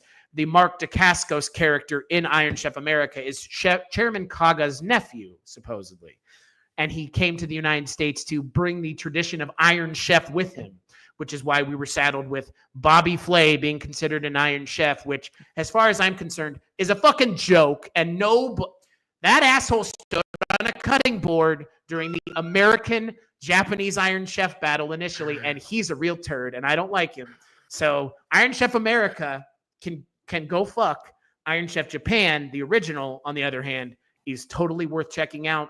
I think there's like 300 episodes or something to that effect on Peacock, at least 100, maybe more than that. I know a lot of them never got English translations, which is kind of a shame, and they're not necessarily easy to find. And because they just used the music from Backdraft, more or less illegally, the licensing of the show is kind of always been up in the air. So yeah, I would definitely suggest anybody who's kind of looking for something cooking adjacent that's also pop culture-y enough. OG Iron Chef. I'm not going to calm down. Iron Chef America sucks. The end. I will refuse to even acknowledge it as an Iron Chef competition. It's Bobby Flay. It's beat Bobby Flay, but with a couple other people as well. So 2 things. One, I always find it hilarious how everybody in the entertainment cooking industry absolutely fucking hates Bobby Flay and Jamie Oliver, and I will always laugh at those. I have a genuine reason not to like him. Like, it's so funny. Yeah, I mean, Bobby Flay's kind of done it to himself. The oversaturation of him on the Food Network is kind of. He has like 3 or 4 shows. It's like, dude, what's the other one? Jamie Oliver, Bobby Flay, and who's the other guy? The food truck guy. Oh gosh, I don't even remember his name, but yeah, Tyler something. He's another one of those he's another one of those he's on everything. So the other thing, I wasn't even planning on bringing this up, but you had to bring up Maddie Matheson. One thing is, I've loved and looked to Hot Ones over the last few years for not like inspiration for good interviewing, and unfortunately, Hot Ones has kind of gone downhill. They've sold out quite a bit. They're doing animated bits with Peter from Family Guy.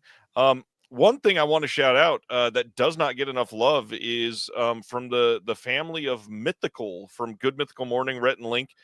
Josh over there has started the show called Last Meal, and is an incredible interviewer, and it's such a personal way to approach these things.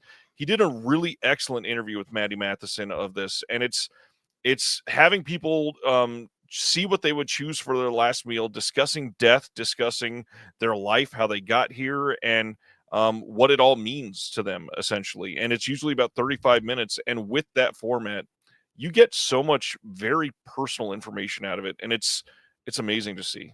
Doesn't Josh also make the meal for them? It's a team. Josh has gotten very Right. busy, so there's a whole kitchen Sure team now. hasn't he? But yes, he's at least involved. And talk about propping up the mythical house, because those dudes' content has become equally as bad. No offense, guys, but Rhett and Link, I don't think they haven't, what's the term, kept up with the times, as it were. That's okay. Same with Hot Ones. Like, Hot Ones is kind of, I don't know, it's coming to this point where I'm like, has your usefulness been outlived? Eating chicken wings on the internet? Like, you got your memes. Look at us, huh? Who'da thunk, right? Like, the Paul Rudd of it all. Like, there's so much that has come from Hot Ones, but yeah, I'm kind of with you. Like, I liked Hot Ones for a while. Josh's stuff over at Mythical, I think, is more interesting. I think right now the bastion of cooking content in general is on YouTube. Like, I would not I would not even suggest anyone turn on Food Network or the cooking channel, because all you're going to get is stuff that you can watch without ads on Discovery Plus, which is like $8 a month. So why would you even waste time on terrestrial TV? And B, they don't even show you how to make things anymore. They don't show you like a list of ingredients. And I understand that. And yes, Hot Ones is an interview show, not a food show. But Hot Ones also is not a good interview show anymore either. So it was never a food show. You're right. It kind of was, though, because they sold the chicken wing sauce. But also, it's not a good interview show anymore, because it's now what's the word? Responsible to corporate masters. Which, sad but true. If we were in the same position, it would probably be a thing that we were worried about doing as well, hewing close to certain things that people expect us to do and not do. And now we kind of see that with Hot Ones. It's unfortunate, but such goes the progression of the life of content creators on YouTube. At some point, you start making a lot of money, and you have to make choices to satisfy audiences and not make other people upset. So I get it. So to put the button at the end of that, go after this is over, go on YouTube and type in Mythical Kitchen, Maddie Matheson, watch that episode, and to feel as much of your feelings as you really want to this week, after you watch Maddie Matheson, go watch the episode with Serge Tankian from System of a Down and question everything about your life, because he is one of the most down-to-earth, amazing people in the world, and you will love it. And yeah, I agree with you. God, Serge Tankian, what a good pull. My God. Last portion of our show here. So what we always do to end these, and what we will always do, is a surprise top 10 countdown. And the way this works is one of us will start. We will name the number 10. We're going to make our way up to number 1. And we each have the power to block one answer from the other person. But when you block that answer, it cannot go higher. It is off the list no matter what. So you got to use it wisely. If it's something that you like and you're like upset that it's at number 8 and you want it at number 3, it's either number 8 or gone. So the way that this is fun, at least, is the other person does not know what is coming here. So they had no chance to prepare. And so I got to tell you, we're going to miss some stuff on today's list, no matter what. I have genuinely not prepared any of my answers, because I want to see what Chris says and have me maybe mold my list from then. What we are going to do is 10 individuals that have directed films that we wish they had made an amazing film before their career ended. Or if they're still alive, we wish that they would come back and still make one more amazing film. Because there are a lot of directors that did not end on a high note that we really wish that they could have. It'll give us a fun moment to talk about each of them. We're probably not going to spend a lot of time on these, because we normally want these to be about 90 minutes at most. And if we languish on each of these, we're going to be here for hours. So we always start with the individual who has been surprised. So Chris, number 10, a director that you think you would love to see either come back from the dead to have an amazing movie, or before they pass, put out something incredible. Oh, dear God. Man, this is the portion of the show where we just are making everybody mad. Yep. Oh, okay. All right. I mean, hey. Yeah, Oh. all right. I will start then with number 10, and it jumps out at me immediately. And I wish we got another film from this director, because some of his stuff, especially in the 70s, is like primo top of the pile stuff. William Billy Friedkin, go fuck a rolling donut, as one might say. I would love for him to have had like one more big Exorcist level movie. Okay. Like, because I mean, come on. Like, I'm not saying The Exorcist is his best movie. Sorcerer is pretty goddamn great as well. And so is Cruising, for that matter. But William Friedkin, I mean, as much as I like Killer Joe, which I do like Killer Joe a lot, and I like Bug, William Friedkin is one of those directors that, like, I wish he could have just had, I wish he could have had that one more big movie so that Nicholas Winding Refn could have been like, this is a classic and you just made it. And then even he would be like, let's will this out and let's see how long it takes. I don't know. William Friedkin just jumps out at me because, again, like, he's not here anymore. So that kind of satisfies half of the equation. How do you feel about that pick? On that note, like, I get it. I will say I don't feel like he dropped a ton in quality, but I do understand, like, making a giant splash before. Yeah, well, because you said like it's one or the other, so I'm going Right. with the latter of the two on this one, which is, yeah, I wish he could have gotten like one more big one before he passed away. What, last year, the year before? It was like recent that he passed God, away. I think it was last year. Yeah. All right. So what's your number 10, Ryan? My number 10 is one that hits very close to home for me and for at least one person in this chat. Killer Joe was good, Stan. I'm not saying it wasn't. Killer Joe is an amazing film, but nobody saw it, and you know that, and I know that. Like, that was not a movie people were showing up in droves to see, unfortunately. My number 10 is something that I wish could have happened to restore the legacy a bit before he left, and that is Tobe Hooper. He had hands in so many different genres, even though people seem to only know him for Texas Chainsaw Massacre. I really wish that in, 2014, he could have come out with something that was, something that captured the world. I feel like he could have done one last thing to bring people together, to either scare the living shit out of them or just make them marveled with his prowess behind the camera. The dude was talented beyond belief, and I don't understand why so many still overlook what Tobe Hooper was able to do in his career. Well, I mean, we do know why. And it's unfortunate that keeps getting brought up. So I'm not even going to bring it up. But we all know what it is. Yeah. We all know. I mean, we all know that's what surrounding it is. one film. I know, but that's the problem. Is like is the Deckard an android argument of Poltergeist. It's like you're missing the point. It's an amazing movie. I don't care who directed it. I know Tobe Hooper directed it because that's what the credits say. So shut the fuck up about it. Like that's where I'm coming at it from at this point. Like, having talked to people who are well educated and well versed about this, I am with you, as it were. Like, Tobe Hooper, I think, is a good, if not great, pick. It's number 9. All right. Speaking of horror directors, can we say John Carpenter? I was gonna have that be my number 1. Oh my god! So you want to block it this low then? I can't, because then it can't come back. Like, that's true. He has to be on this list. Yeah. Oh, John Carpenter. Like, I actually think that there is. I actually think that there's one other name that could be on number 1 now. It's because John Carpenter's this low now. In terms of horror, if we wanted to take just a running leap at horror, I mean, John Carpenter. Look, what everybody will say about Ghosts of Mars and what was it, The Ward, with Amber Heard. Which is the film that ostensibly ended his career, or he ended his career on, I guess. I don't think it ended his career by any stretch of the imagination. But John Carpenter, definitely, he probably needs to be higher. But I mean, again, like, I'm not sure that this is as much of a rank as much as a list. Like, it's a ranking and it is a list. But with this one, it's like, I'm more worried that certain names are going to get left off, less the ranking of the names. Like, yeah. So John Carpenter is a big one for me. I think you clearly agree. Yeah, this was my one when I was thinking of this as I said it out loud. He, he's happy being at home playing video games and smoking pot, and I love that for him. It looks Hell great on yeah. him.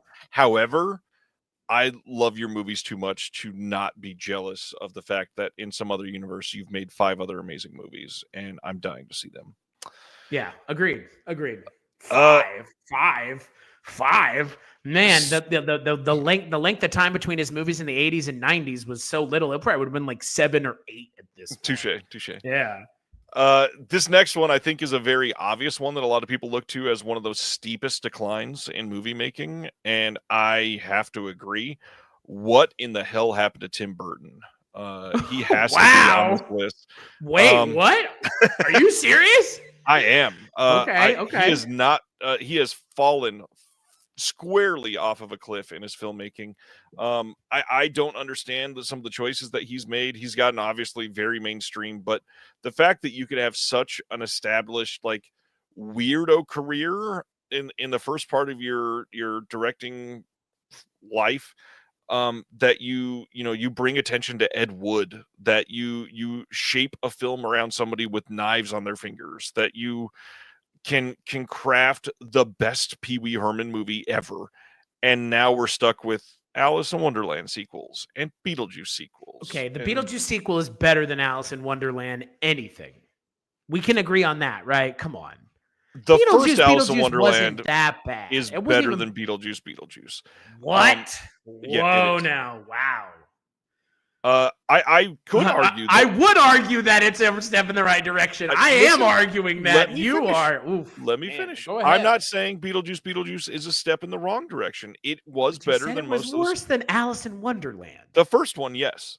That being said, I want Timmy to come back. I want little Timmy Burton to come back and do something that is pushing boundaries. Everything about Beetlejuice is safe. Everything about Alice in Wonderland is safe. Everything that he leans on is just, look, I have a quirky style. Now please buy tickets. And that doesn't appeal to me. That's fair. But to be fair, okay. Sidebar here. Sidebar. Because now I'm curious. Where was the moment where Tim Burton's career deviated? Oh, Planet of the Apes, 1999? Or No, 2001, I guess. later than that, I think. You're going to say Dumbo? No, before that. Let me see. Sorry to put you on the spot, but you have such a strong opinion about Tim Burton, I must know. Oh, you're going to say Charlie and the Chocolate Factory, which I think is a completely earned position. Yeah, I mean that's the first one that it started to fall. To be fair though, Corpse Bride is great. I still like it. I do think it's a step down from the first half of his career. Sweeney Todd, I truly enjoy. I love Sweeney Todd, and I've seen the musical, and I love the movie. The movie is so different from the musical in every single way, especially tonally. But I love it, even though Johnny Depp's singing is not great. Again, there are things after Big Fish that I enjoy, but I think Big Fish was his last masterpiece. I would be inclined to agree with you, even though, like I said, Sweeney Todd, and I'm clearly was more of a fan of Beetlejuice than you were, I think. No, I honestly really liked it. It's not Tim Burton. Tim Burton always, from Big Fish and before, did something that makes you go, whoa, I've never seen this in a movie before, or whoa, he went there, or right. God, this is so fucking weird that I could see this being my identity for the next 18 months. That's how we all viewed Tim Burton growing up.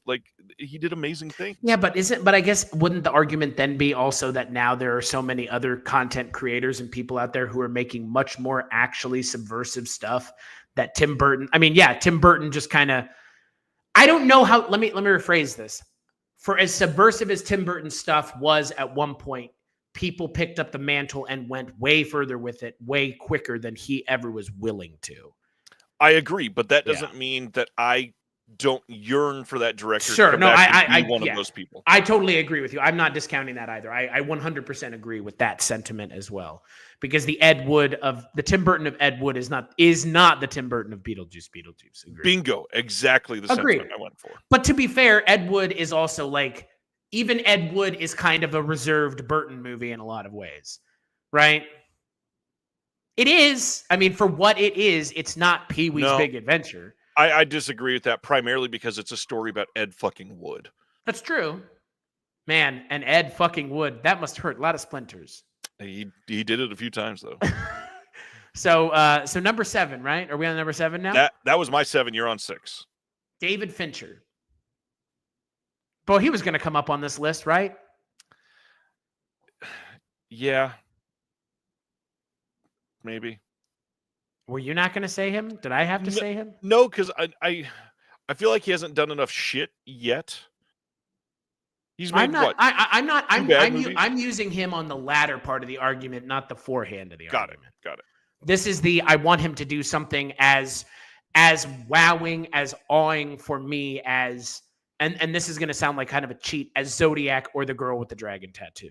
Though I find both of those to be kind of a piece as a movie, because they're both kind of investigative pieces, and Gone Girl kind of is in that, but Gone Girl's told from a different perspective. I would say David Fincher, I'm waiting for him to make the next great David Fincher movie, and Mank and The Killer are not that, like, especially not Mank, which was just fine. It was fine. I still haven't seen Mank. You don't need to. It's fine. You know the story of the guy who the movie's about, so you don't need to go and watch the dramatized version. It's not for people who know the story. It's for people who need to learn about who Mank was as a writer and what the importance he brought to cinema was. So that's the way I look at it. I mean, like, I know the story behind it, as I'm sure you do. So, and look, it's a perfectly fine Gary Oldman performance as well. So we need to probably do a list of actors in the same kind of world. So. No blocks yet. No blocks yet. I don't know if we're gonna have a block, because I think a lot of these we agree with. Okay, so what's your number 5 then? Number 5 for our list today is one that got a mention earlier in the show, and I don't know that you've ever had the same feelings about this director, but I think you're gonna fully agree with the sentiment. I wholeheartedly wish that Robert Zemeckis would get back on making good movies. I don't know if I feel that way, because I kind of don't vibe with what he does, and he really fucking ruined Tales from the Crypt. Like, he is part of the people that brought it to life and then also kind of ruined it in a way, right, because they weren't the right, like, I'm glad they got it created, but they were the wrong people to be involved because they don't understand horror. Fuck one. Right. But Zemeckis is, I mean, his track record wills out, like Back to the Future, Forrest Gump. From 2000 and prior, Robert Zemeckis had like 11 things that I would say are masterpieces, some of the best things made ever. And then after that, he made The Polar Express. And and that's where you're just going to hang that one, huh? Just right then and there on one movie? One goddamn film? Wow. I just wanted to set up that joke. I mean, it deserves it. It does that. And you know what they said? You know what they say? Tom Hanks wasn't calling the people that didn't like The Polar Express cocksuckers. So even he doesn't care about that movie. So I like the last handful of things that he's done is Here, which a movie, Where with is it? A gimmick of putting a camera in the corner of a room and never moving it. Cool. Like, I can see how you think that might be fun. It's not worthwhile. Wasn't also The Thing bringing back Tom Hanks and Robin Wright? Wasn't that also the other like selling point of the movie? Tom Hanks never left. Oh, right. He's been here this whole time. Pinocchio, The Witches, Welcome to Marwen, Allied, The Walk, Flight, A Christmas Carol, Beowulf, Polar Express, like. Well, those three alone, those last three are rough.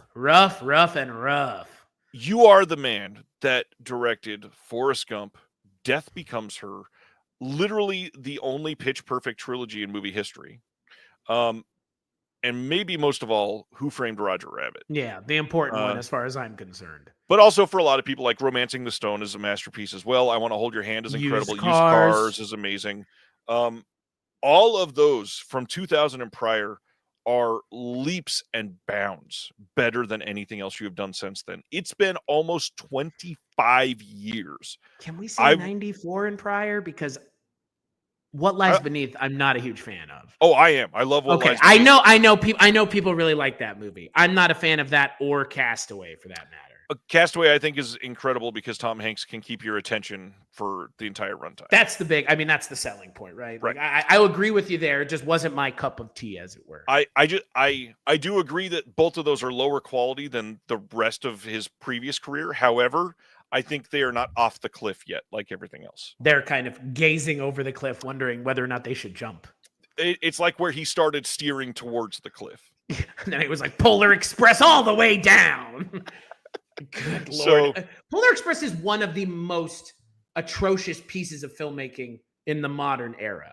Everything about it is horrifying. The looks on the children's faces, Tom Hanks playing every single role. I dislike everything about the Polar Express in a way that's hard for me to verbalize. Yeah. And Beowulf is pretty bad, and A Christmas Carol is maybe the best of the three, but that's only because Jim Carrey saves it. But that's because it's Jim Carrey. Right. Like, he kind of is made to be Mr. Funny Face because, Rubber Face Man, like that was his thing. So you have a guy who's already emotive and they're putting all the CG dots on his face and letting him just go to town. Okay, I'm kind of there for that. But Beowulf, dear Jesus, and Polar Express, again, burn it with fire at the stake, please, for being heretical. My God. All right, sir. Let's go with number 4. So my next pick is going to be 2, correct? Yes. This is so 4, and then the next one is 2. You're going with number 1. I think in the future, the person who picks the list should let the other person have the number 1 spot to really put him on the spot. Because John Carpenter, I think I stole that from you, and I kind of feel bad in a way. Well, I do feel bad because I don't, again, like subjectively, he could be anywhere on this list. He deserves to be mentioned on the list. So knowing that I don't get to give the number 1, but my number 2 is effectively going to be my number 1, and this is my number 2 then. I'm going to go with, and this is going to really make some people mad, and we've already mentioned one of his movies, Martin Scorsese. Oh boy. Get mad at me. I don't care. Goodfellas is my favorite movie. Casino is a close second. The Irishman is a movie I cannot bring myself to rewatch, and Killers of a Flower Moon was fine. But he peaked with Goodfellas for me. And that's someone who really liked The Departed the first couple times I saw it. And then I stopped enjoying it because there's just sometimes I watch that movie and I like it. And sometimes I watch that movie and I'm just like, I can't get through the first half hour of that movie.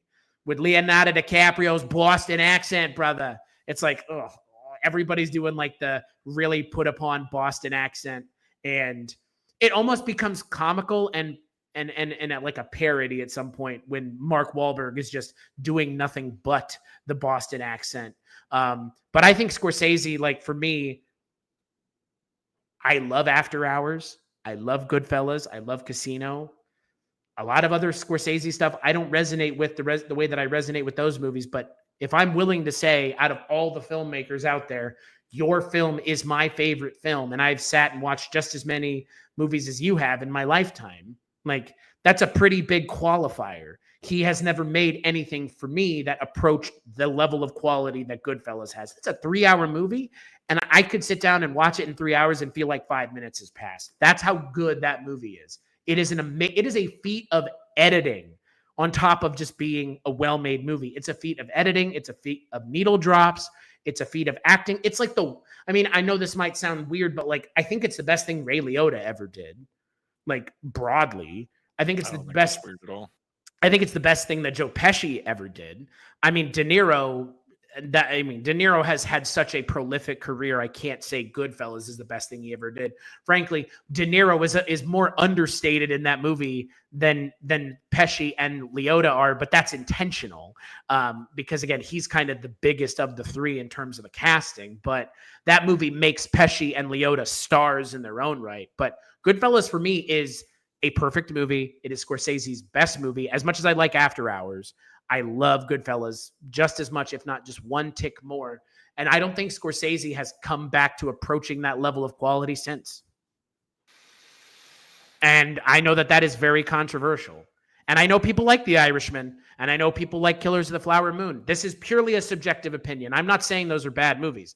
They just didn't resonate with me the way Goodfellas clearly did. Like, I must have seen Goodfellas in the right place at the right time, but I'm not the only one who finds Goodfellas to be a damn near perfect movie. David Chase clearly did. He made a show about it. It's called The Sopranos. Like, that show cops the tone and feel of Goodfellas almost directly. And in many a of the ways. actors. That's also true.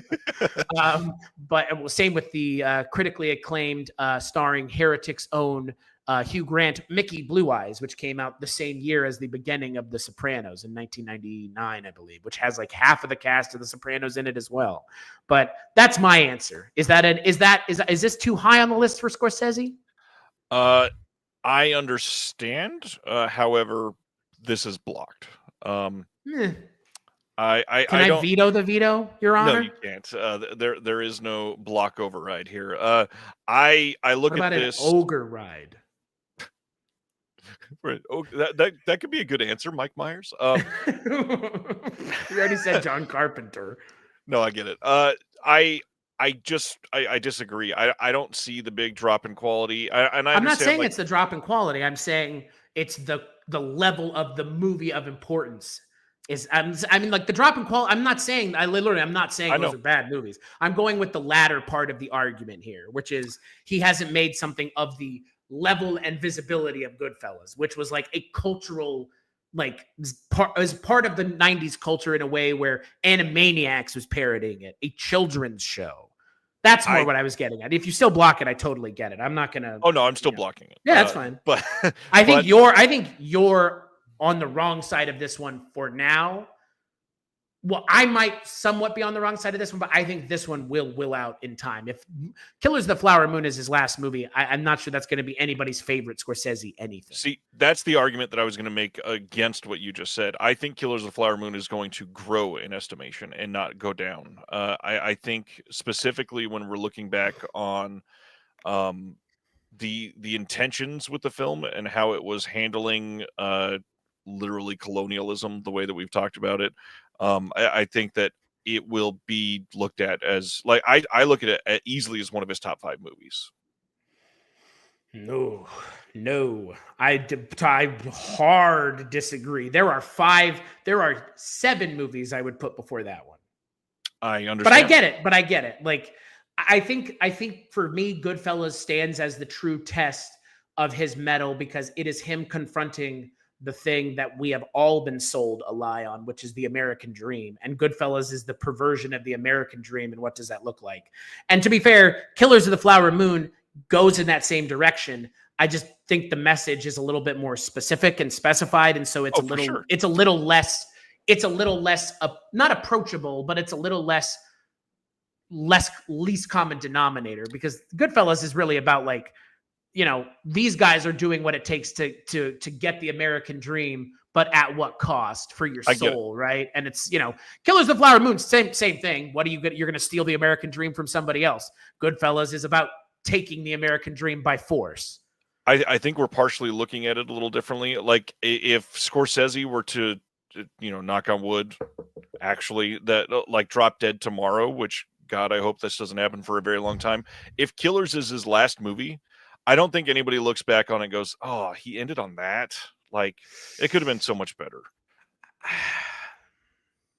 I don't know. I think there would be people that would.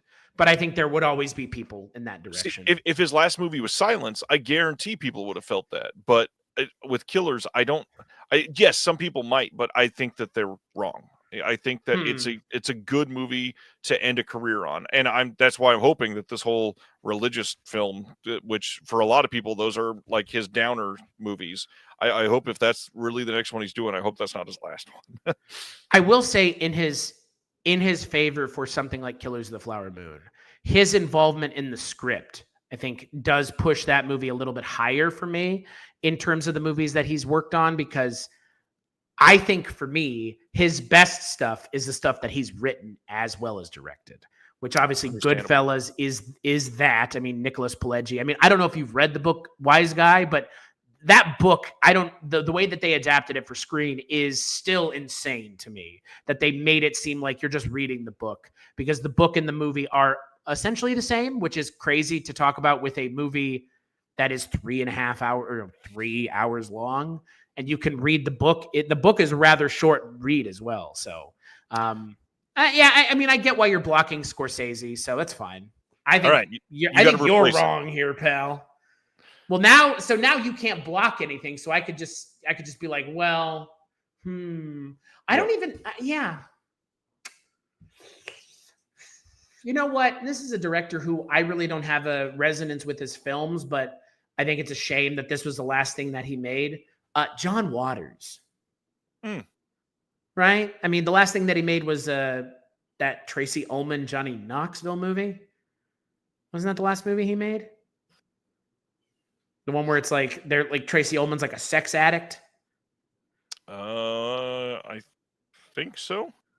Yeah, I don't remember anybody, particularly myself included, enjoying that movie.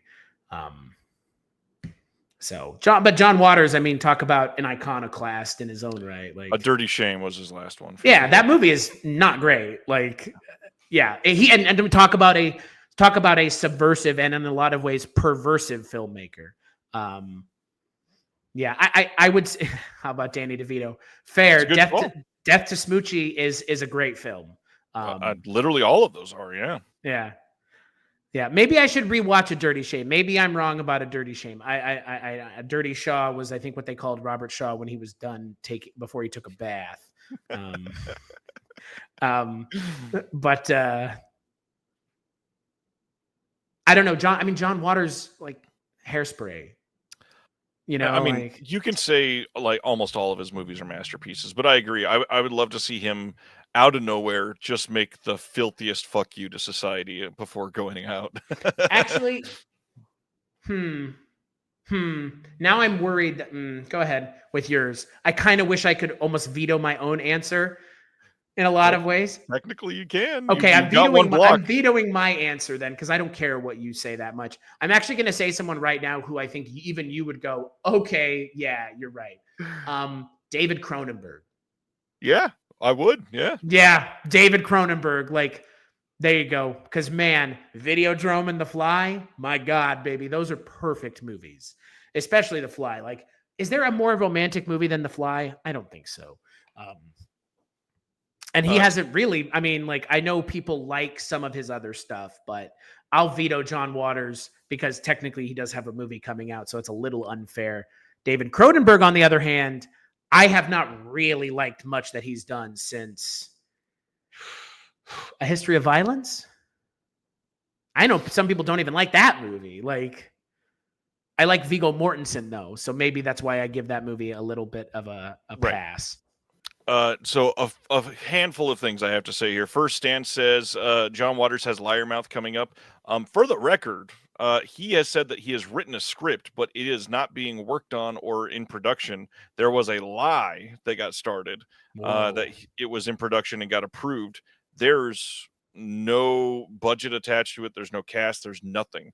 It's not truly in the works yet, supposedly. I hope that it gets made, but that is the case. Stan points out Crimes of the Future is terrific and The Shrouds is going to blow us away. Crimes of the Future was not terrific. I did not stand Crimes of the Future. I know you really disliked it, right? Yes, I really.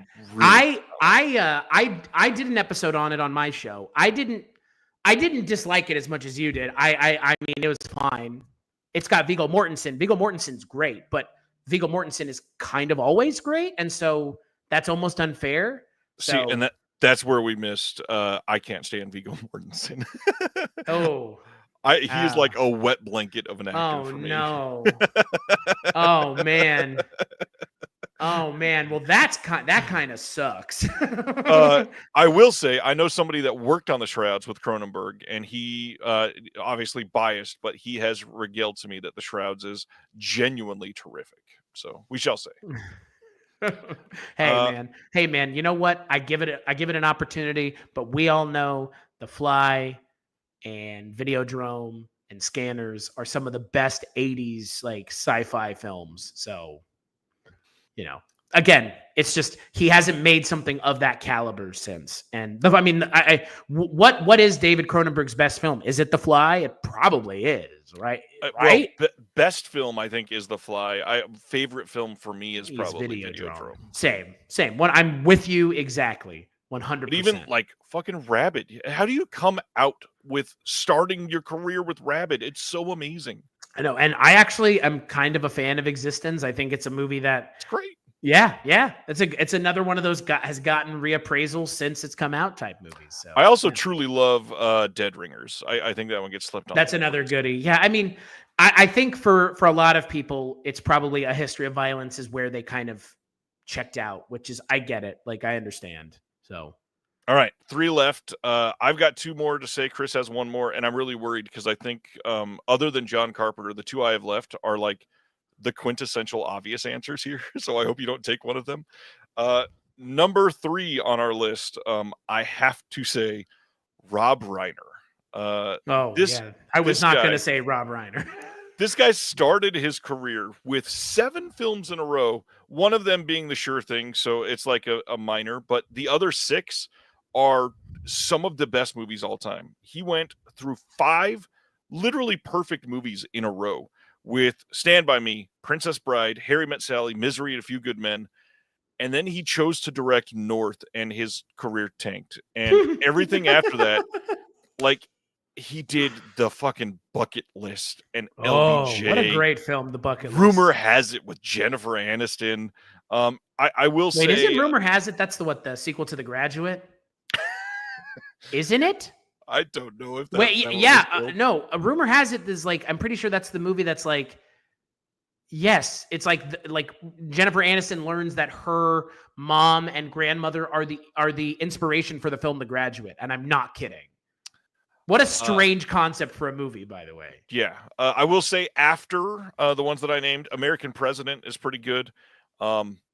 Most everything else is garbage. Like, you did so many great movies in a row, and then you're able to do the rest of this stuff, and it makes no sense.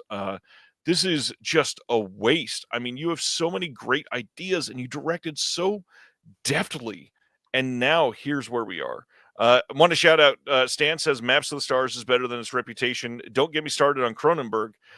Stan, you're supposed to be coming on Film Foundations to defend Cronenberg in our Cronenberg episode soon. So we will discuss. I can't wait, because I think it sounds like we're all kind of clearly on the same page, maybe not on the same line on the same page, but the same page at least.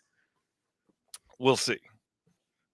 All right. So yeah, Rob Reiner, that's number 3. I think that has to do so. Okay, my number 2, I might be stealing it from you, and guess what? You can't do now. Block it. My number 1, without a doubt, because I'm so goddamn curious what the 2 movies past the last. Yeah, it is yours, isn't it? Mine is Wes Craven. It's not. This was going to be one I was going to say, but yeah, this is the big bummer, right? Because like I love Scream 5. I think Scream 5 is a worthy sequel, and I think Scream 4 is too. Scream 3, on the other hand, I'm not a fan of. Scream 2 is my favorite Scream. Scream 1 is the best Scream. Scream 2 is my favorite Scream. That's the right answer. Yeah. It really is at this point. Like Scream 6, on the other hand,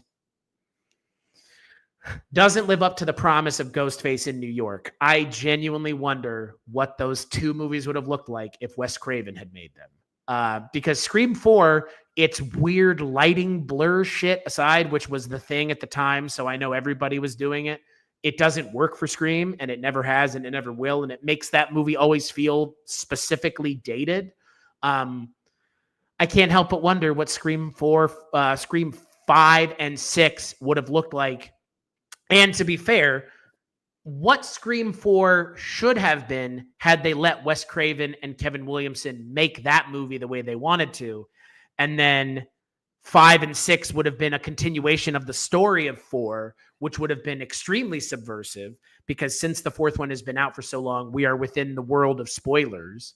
The end of the 4th movie was supposed to be drastically different from the way it ended. And essentially the conceit of the 5th movie was the audience knows who the killer is, and Sidney does not know. And that would have been such a refreshing and bizarre way to take this franchise that has stood its ground as being a kind of a pylon of concrete in a storm of horseshit in the film industry, at least horror, where they've taken the horror genre to task for the most part. And in 6, they've almost, 5 and 6 kind of verge on parody. 5, especially with that scene in the house where they're all in the living room together. I'm like, oh boy, this is a bit much, guys. This is a meta sequel. Like, shut up, please. Like that, you're now you are talking directly to us.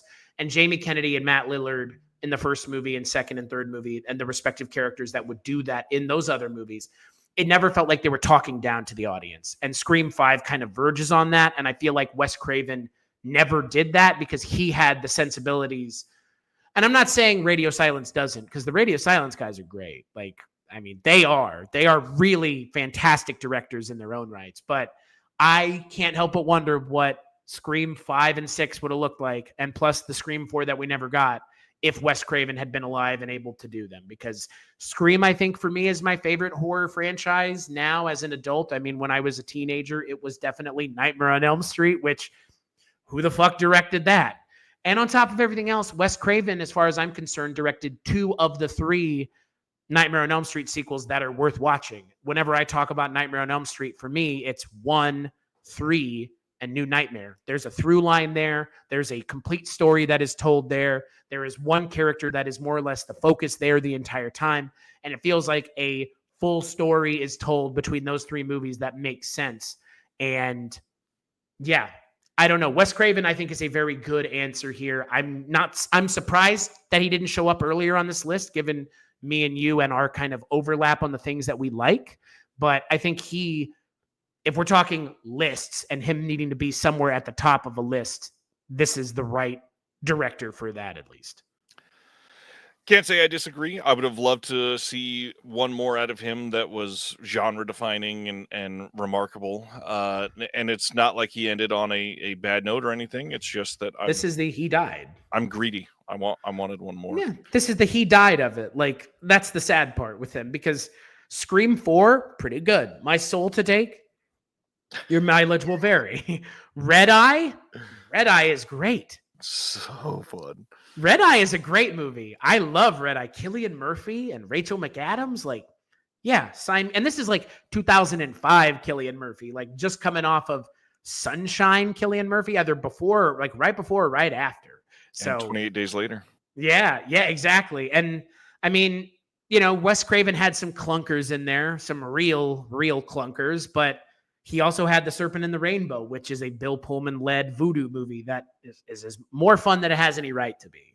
So I don't know. I'm a Wes Craven stan from long in the day. So now that nobody can block anything, I am happy to be able to deliver. Wait a second. That is a hot fucking take. That's a hot take, brother. Oh, Freddy's Revenge is the best Elm Street movie. Wow. That is a hot take. How is that even a take worth standing by? That's like that's nuclear level heat, dude. Wow.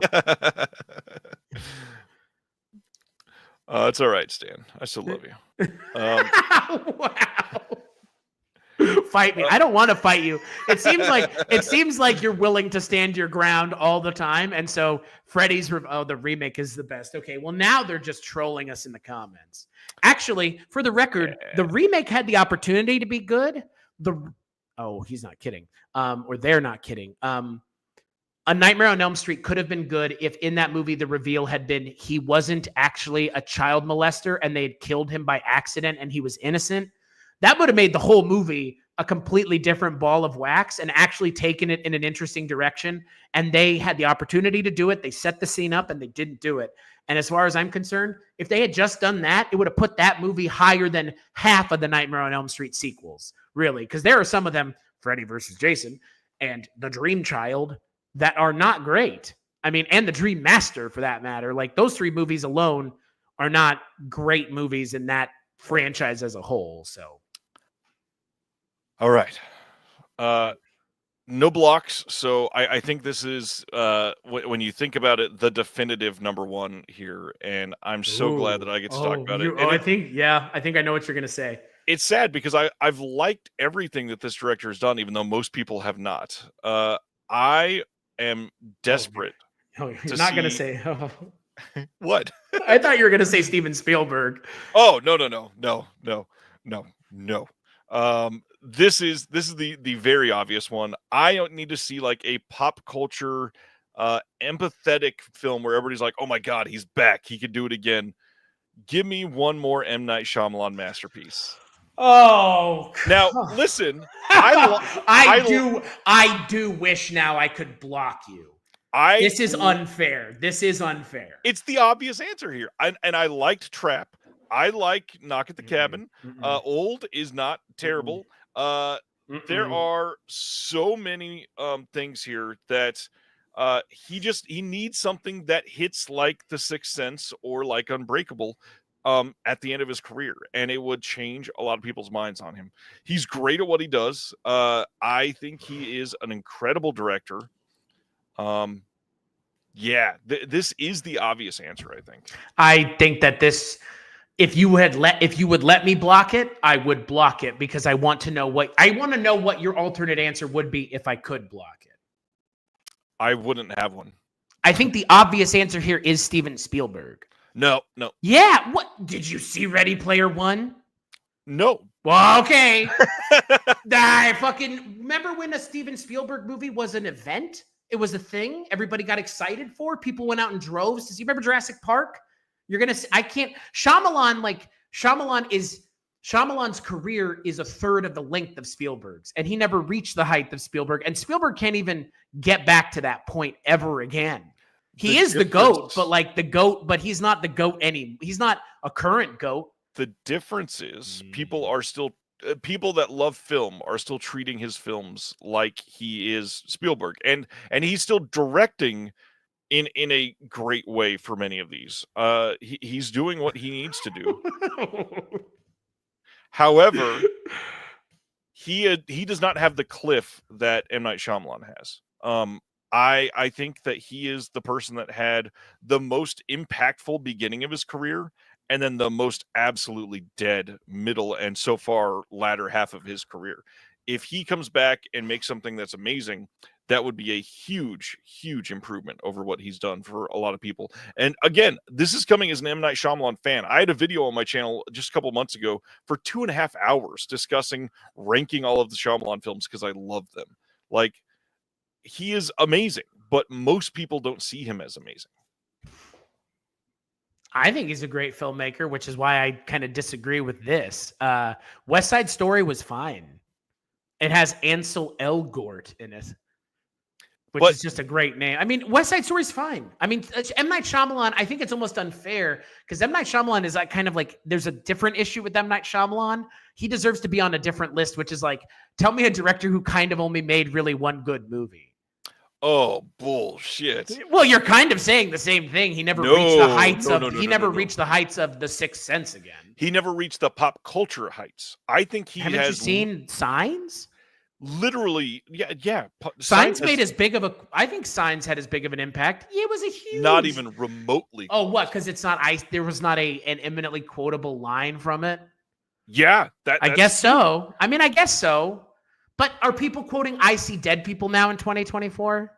Yes, there's literally right now a TikTok trend going around of adults showing their kids The Sixth Sense because we've gone so far from it that people don't know the twist and they're revealing it to their kids. A TikTok trend, the adult man says.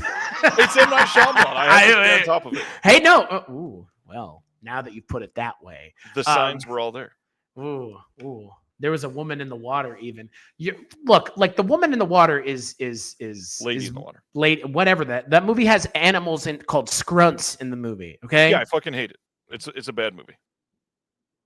Scrunts or the movie? The movie. It's fine if you like bad movies. I mean, it's not a good. I don't know. Like M. Night Shyamalan, I don't know. It's not that I give him a pass, but he's kind of often in his corner doing his own thing. Yeah. Which I kind of don't think he belongs on this list then. Spielberg's drop-off has been so hard since, since Saving Private Ryan? No, he's had things after that. Like what, Minority Report? I don't remember. You go look at the list. There's a lot of stuff on there that's just like, these are fine movies, but they're not like Schindler's and Jurassic Park, or Saving Private Ryan, which I'm not even a big fan of. I mean, yeah, and there are at least 4 movies. If Zemeckis is on this list, how is Spielberg not on this list? Is my question. Because I think Zemeckis has a much steeper cliff than Spielberg. Spielberg still has like 6 films just from 2000 to 2012 that are still incredible. Which ones? So I think starting, if you really want to start with the 2000s, so AI is fantastic. It's not like this top tier, but it's up there.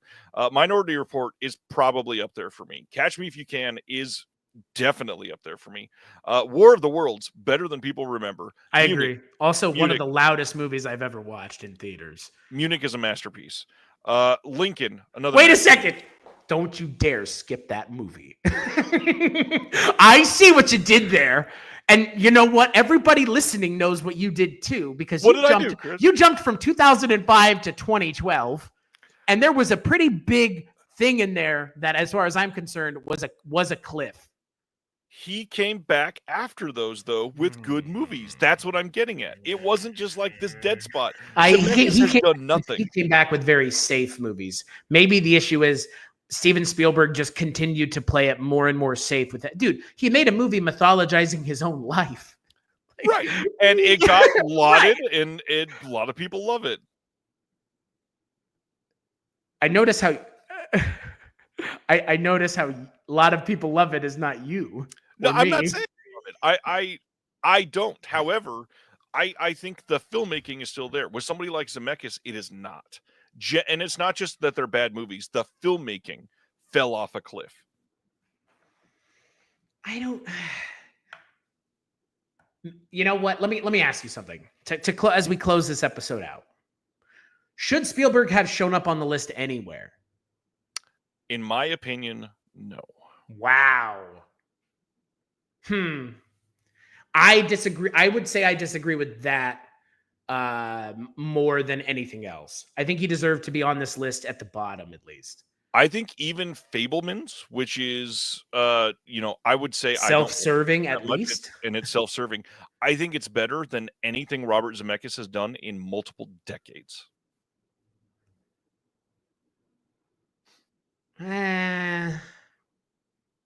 As a film by itself, I don't know if I agree with the fit.